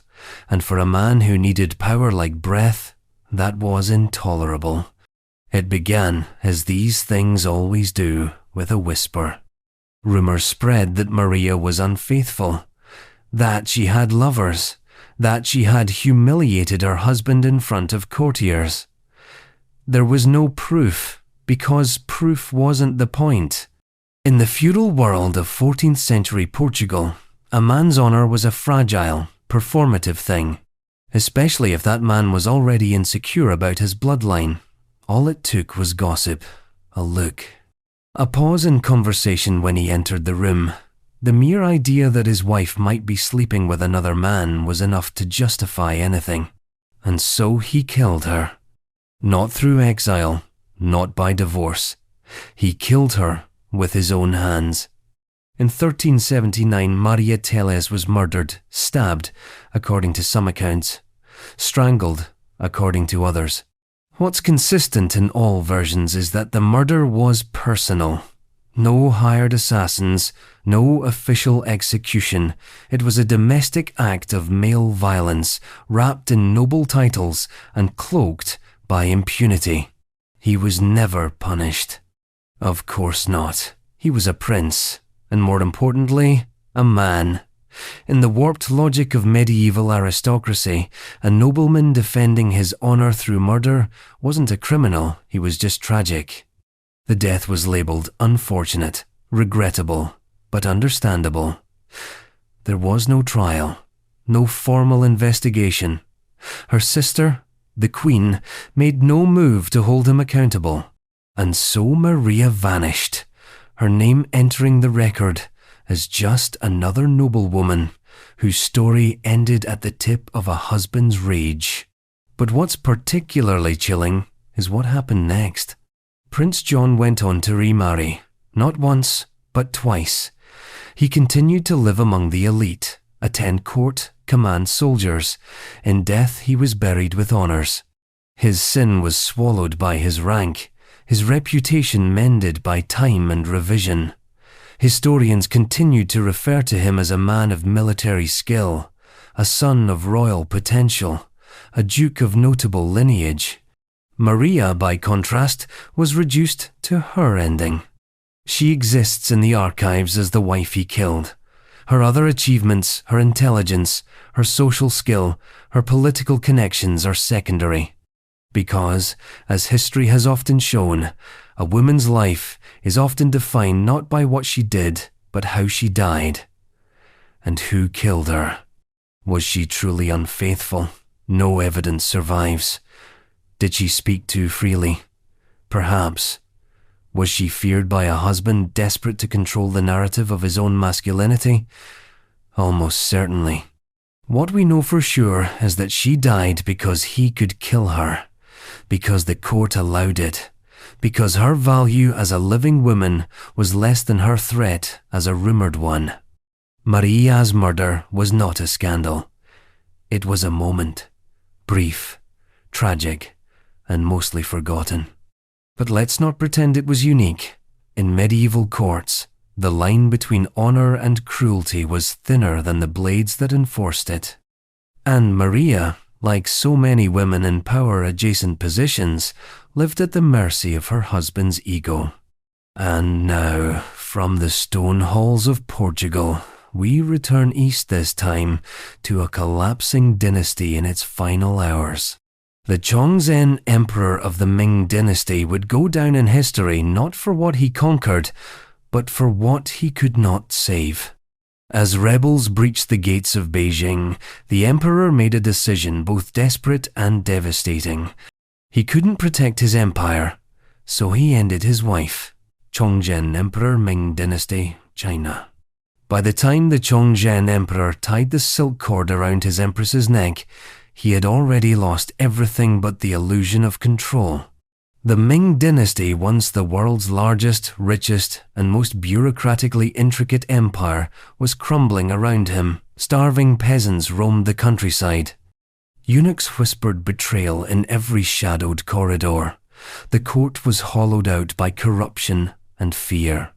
And at its center stood a man who still believed, or at least needed to believe, that order could be imposed by force of will. Even at the very end, Chongzhen ascended the throne in 1627, the last gasp of a dynasty already wheezing through disaster. The Ming court had been limping along for decades, exhausted by internal division, external threats, and an emperor's role that had grown so ceremonial it was nearly parodic. His predecessors had retreated into palaces of paranoia, hiding behind veils of protocol and eunuch-controlled bureaucracy. When Chongzhen took power, he was only 16. Young, idealistic, earnest, he believed he could fix it. He tried, fired the most corrupt officials, recalled generals with real battlefield experience, slashed court extravagance. But he was one man with too few allies, too little time, and far too many enemies. And what he didn't understand, not fully, is that an empire doesn't just collapse from the outside in. It also implodes from the inside out. By the early 1642, rebel armies were flooding through the provinces. The most formidable of them, led by Li Zicheng, called himself the Dashing King and had transformed peasant grievances into organized revolution. Tax revolts, famines, and betrayal fed his ranks. Imperial garrisons either defected or fell. And all the while, Chongzhen sat in the Forbidden City, demanding loyalty, writing edicts, and watching his empire bleed to death from 100 self-inflicted wounds. Then came the spring of 1644. Li Zicheng's forces closed in on Beijing. The defenses collapsed with barely a whisper. Court ministers fled. Imperial guards deserted. And the man who had once styled himself the restorer of Ming honor found himself completely alone in the seat of divine authority. What he did next is as theatrical as it is tragic. With rebels marching through the city gates, Chongzhen gathered his remaining attendants and issued a final command. Death. Not for the invaders, not for his enemies, but for his own family. His sons were sent into hiding, spared, possibly, as a last act of dynastic hope. But his wives and daughters, they were not so lucky. According to eyewitness records, the emperor stormed through the palace with a sword in hand, cutting down those closest to him. He reportedly slashed one of his daughters with the blade, leaving her disfigured but alive. Then he turned to his empress, Jo, and handed her a length of silk. The symbolism here is grotesquely poetic. Silk, the emblem of imperial wealth, beauty, refinement now repurposed as an execution tool. A cord for strangling, wrapped not just around her neck, but around everything she had been raised to believe about loyalty, duty, and honor. Empress Jo obeyed. That's the part history likes to emphasize. That she didn't scream, that she didn't resist, that she embraced death like a proper Confucian consort, loyal to the last breath. But obedience in a collapsing palace isn't virtue. It's survival in reverse. Her silence wasn't stoic, it was inherited, trained, expected. Because what choice did she really have? To flee? There was nowhere to go. To resist? Against whom? The man she had married, the man who had been anointed as the Son of Heaven, now stood before her as her executioner, holding out death like it was a wedding vow. And so, sometime in the early hours of the 25th of April, 1644, in the heart of the Forbidden City, as rebel banners were being hoisted over imperial walls, Empress Jo hanged herself on her husband's orders. A private death for a public shame, a human sacrifice to an empire already beyond saving. Chongzhen would not outlive her for long. After the palace killings, he climbed to Meishan Coal Hill just behind the Forbidden City. In the thick pre-dawn light, he wrote a brief, frantic apology, not to his wife, not to his children, but to his ancestors. He took the blame for losing the empire. Then he hanged himself from a twisted pagoda tree with a sash. When his body was found, the inscription on his robe read, "I am ashamed to face my ancestors." It's the kind of theatrical shame that tries to rewrite failure as tragic nobility, but it doesn't land cleanly. Chongzhen's final act wasn't bravery, it was desperation wrapped in ritual. And for Empress Zhou, it was a death sentence that pretended to be honor. History has struggled to make sense of her. Some portray her as a tragic heroine faithful to the bitter end. Others barely mention her, as though her death was just another footnote in the fall of the Ming. But silence is the most telling clue. She had no agency in the records, no direct words, only obedience, only death. We remember the emperors, their madness, their suicides, their proclamations, but their wives, their queens, they're remembered for how they died, not for who they were before the orders came. And from Beijing's haunted palaces, we sail into the Indian Ocean, where another queen would refuse the role of victim. Not only did she kill her husbands, she killed them twice.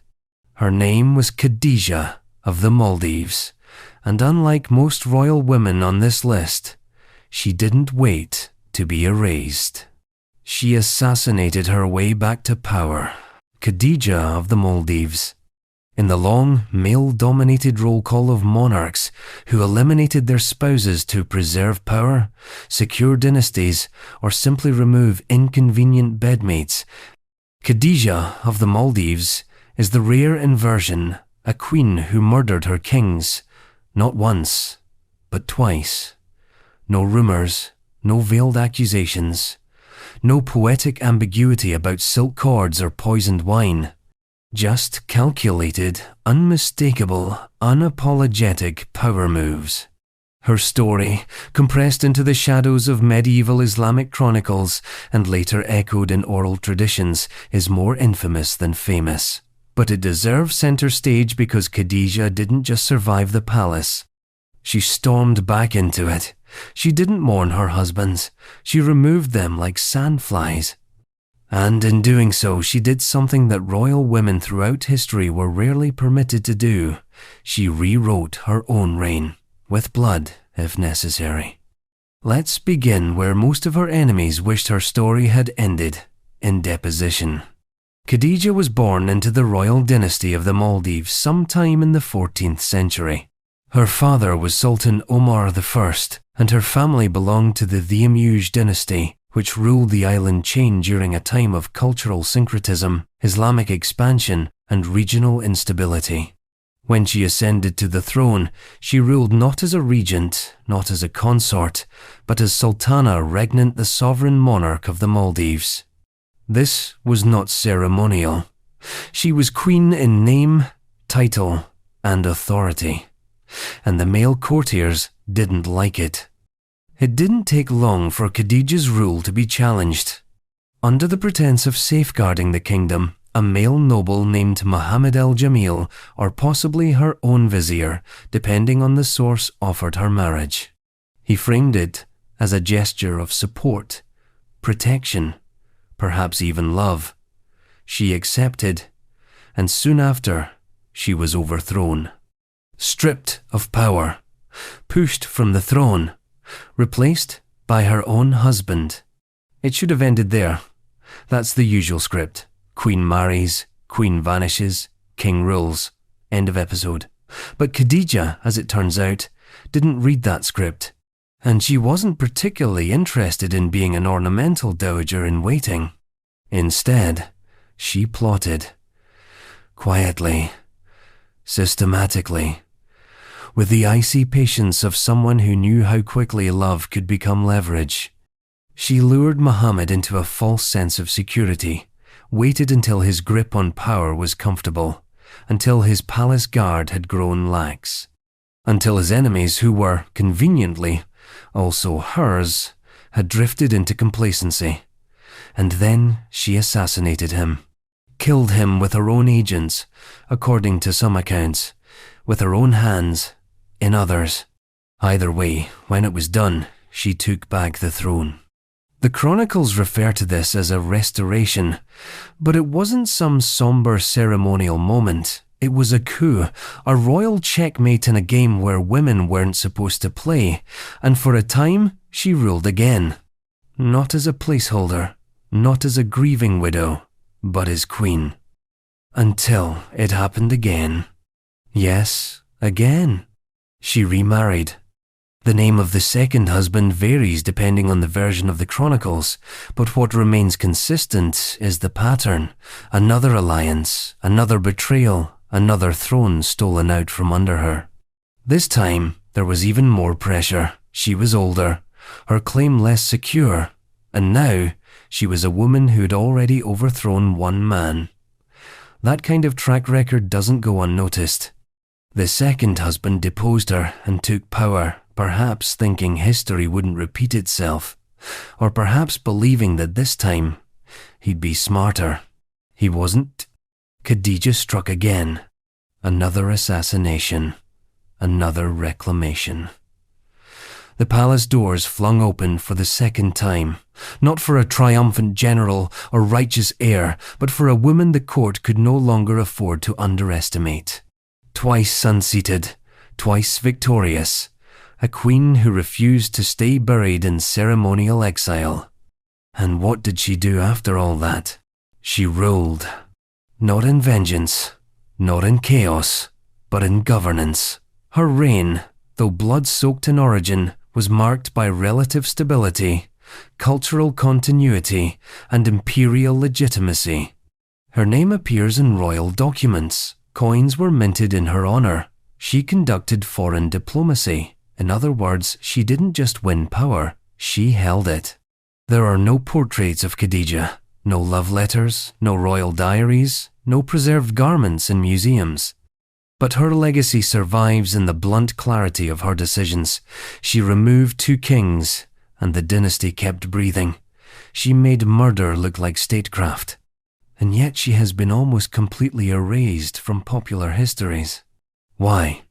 Because women who killed their husbands are rarely given the benefit of myth.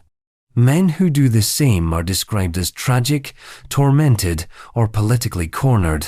Women like Khadijah, they're reduced to vengeful, ambitious, cold, as though agency in a woman is inherently pathological.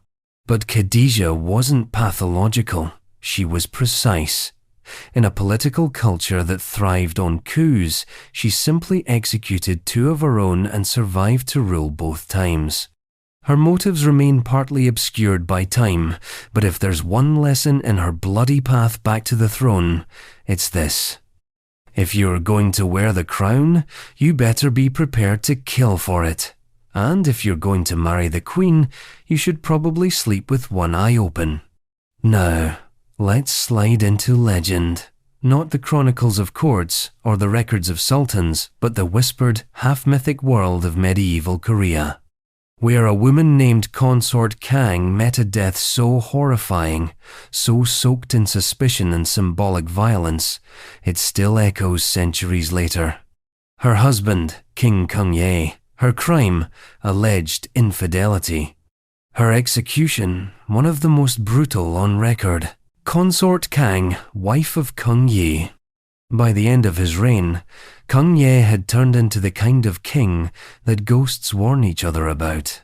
Once a prince in exile, a revolutionary, and a self-declared Buddhist messiah, he had morphed into something much darker, something paranoid, volatile, and absolutely unrecognizable to the people who once followed him. And standing closest to the heat of his unraveling mind was his wife, Consort Kang. She did not die in battle.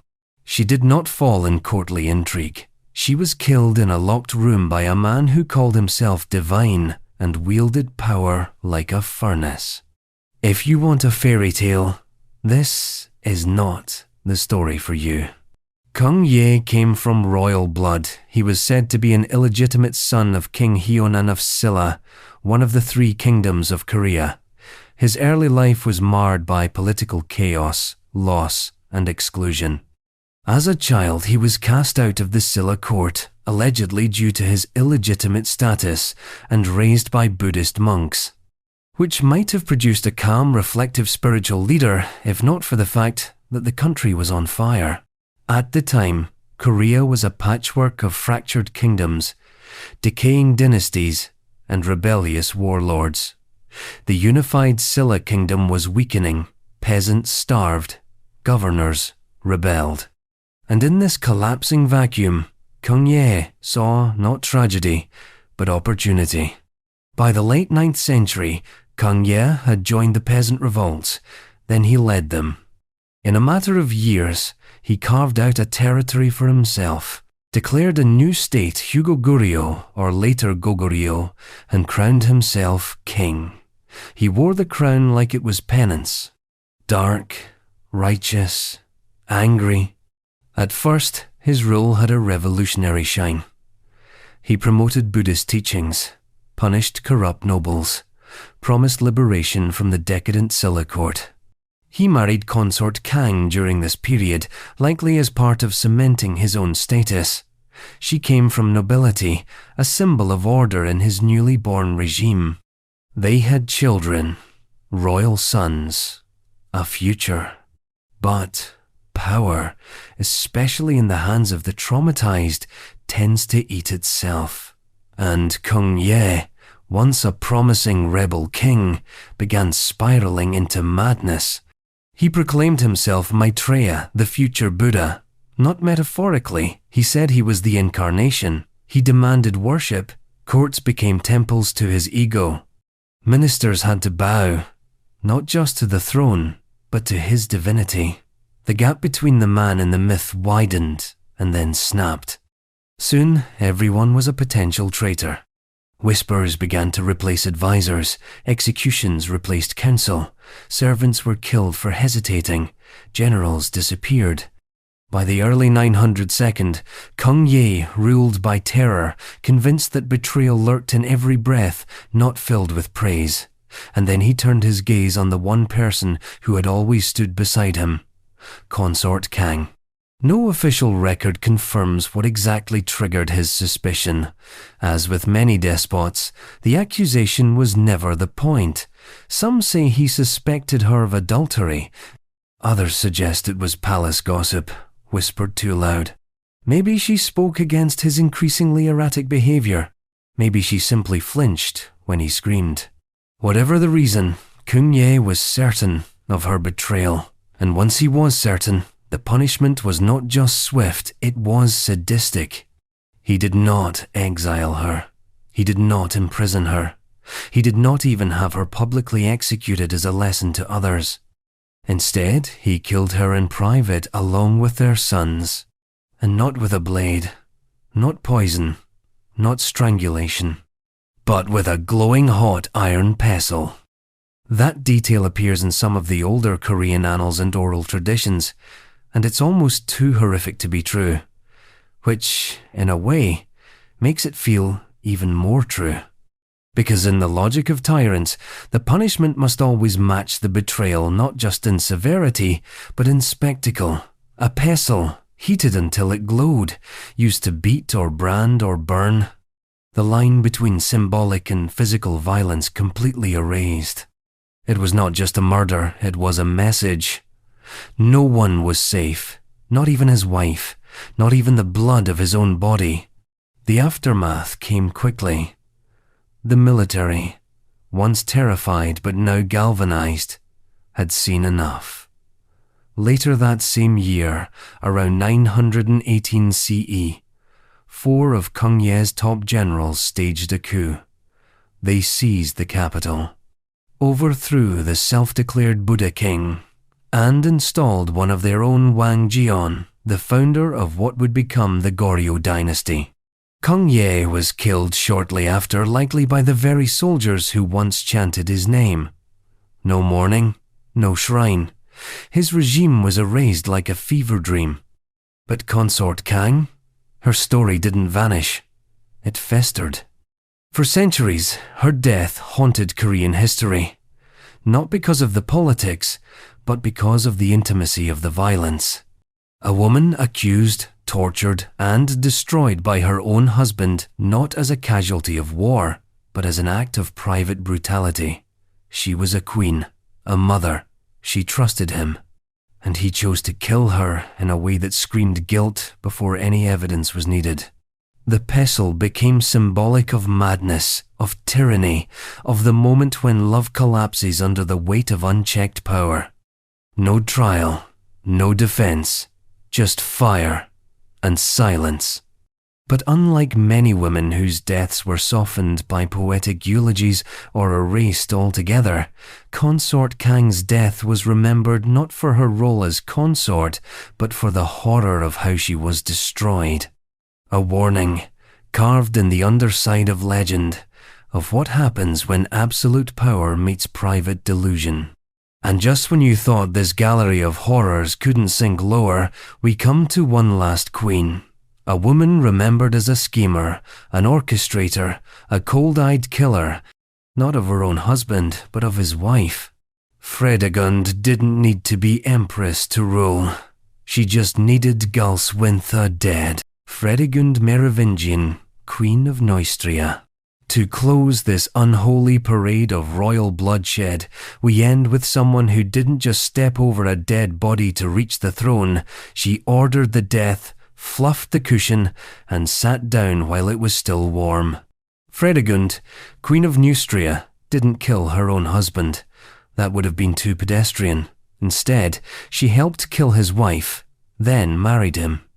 A domestic coup, soaked in silk, blood, and cold-blooded ambition. This is not a story of betrayal. It's a story of premeditation, of a mistress so hungry for power that she eliminated the only obstacle between her and the crown, a living, breathing queen. That queen's name was Xuanzong. She was a Visigothic princess, the daughter of the powerful king of Hispania, and her marriage to King Chilperic I of Neustria was a geopolitical chess move. Xuanzong was the sister of Brunhilde, who had already married Chilperic's brother, Sigebert I. By marrying Xuanzong, Chilperic hoped to match his brother politically and solidify ties with the Visigothic kingdom. Xuanzong brought with her an enormous dowry and noble prestige. It was a win on paper, but there was a problem, and her name was Fredegund. Fredegund was Chilperic's mistress. Low-born, cunning, and reportedly beautiful, she had started as a servant in his court. She rose through the ranks not by noble birth, but by raw, unfiltered ambition. Before Xuanzong even arrived, Fredegund had established herself as a fixture in Chilperic's bed, and more dangerously, in his mind. Xuanzong's arrival was not just a political formality, it was a threat. The moment Xuanzong was crowned queen, Fredegund was dismissed from court. Temporarily. What followed was a slow-motion domestic horror film. Xuanzong, reportedly devoted and eager to please, was repulsed by her husband's continued attention to his former mistress. She begged to return home to Hispania. She even offered to give up her titles and dowry unheard of in a royal marriage, and a clear signal of desperation. But Chilperic said no. She stayed, and she died. Strangled in her bed, her body found still warm. No trial, no investigation, no delay. Within weeks, Fredegund returned to court wearing the crown Xuanzong had only just vacated. She married Chilperic, officially becoming Queen of Neustria. The timing, suspicious doesn't even begin to cover it. The implication was clear. Xuanzong had been murdered to make room for Fredegund. And while Chilperic may have ordered it, no one doubted who pushed him toward the pillow. This was not an impulsive killing. It was surgical, strategic. Xuanzong wasn't just in the way romantically, she was a symbol. Her murder severed a diplomatic link with the Visigothic kingdom, enraged her sister Brunhilde, and launched one of the most ferocious blood feuds in early medieval European history. The war that followed between Brunhilde and Fredegund became legend. Two queens turned generals, manipulating kingdoms like chess pieces, each trying to outlive the other. But back to Fredegund. Her reputation didn't stop at Galswintha. Once queen, she became a vortex of death. Accusations followed her like perfume. She was suspected of arranging the assassination of Bishop Praetextatus, of orchestrating the deaths of royal courtiers, of murdering her own stepchildren to clear the line of succession for her biological son, the future King Clotaire II. This was a woman who didn't just consolidate power, she curated it. She shaped the court like a sculptor, carving away anyone who didn't align with her version of order. And she did it while smiling, wearing royal robes, and presenting herself as the devoted wife of a king who, without her, was little more than a violent dullard with too much wine and too few ideas. Chilperic, for his part, was a disaster of a king. Petty, inconsistent, and brutal, he ruled through tantrums and paranoia. He saw himself as a Frankish Nero, an artist king, a poet warrior. In reality, he was a tyrant whose only real talent was staying alive long enough to father heirs and leave a mess behind. Fredegund was the architect of his only political coherence. She was the strategist to his impulse, the blade to his club. When Chilperic was eventually murdered, stabbed in a hallway under mysterious circumstances, Fredegund didn't crumble. She didn't weep publicly or retreat to a nunnery. She seized the regency for her young son and wielded the kingdom like a war axe. At one point, she even led armies into battle. The chronicles describe her with awe and disgust, equal parts queen and executioner. But let's be clear, Fredegund did not kill her husband. She just made sure his first wife didn't survive long enough to be a problem. In that way, she closes this litany of royal murders, not with a clean kill, but with a velvet-gloved conspiracy. Hers was a feminine violence, no less brutal, but far more precise. She didn't swing the sword, she moved the pieces, she played the long game, and she won. So what do we make of these 30 royal figures, these monarchs, consorts, warlords, and self-declared demigods who ended the lives of those they once vowed to love, protect, or at the very least tolerate? Maybe it's this: power, when paired with fear, will always reach for the nearest throat. Love, in a palace, is a decorative lie. Loyalty is currency, and death, especially of a spouse, is just another cost of doing business. Their portraits still hang in museums. Their names echo through cathedrals and textbooks. Statues bear their likeness. Coins bear their face. But history doesn't always whisper the blood on their hands. And if you listen closely, sometimes at the edge of a coronation hymn, or beneath the marble gloss of a crown, you can still hear it. The sound of silk tightening around a neck, the hiss of a whispered accusation, the soft, final breath of a consort who got in the way.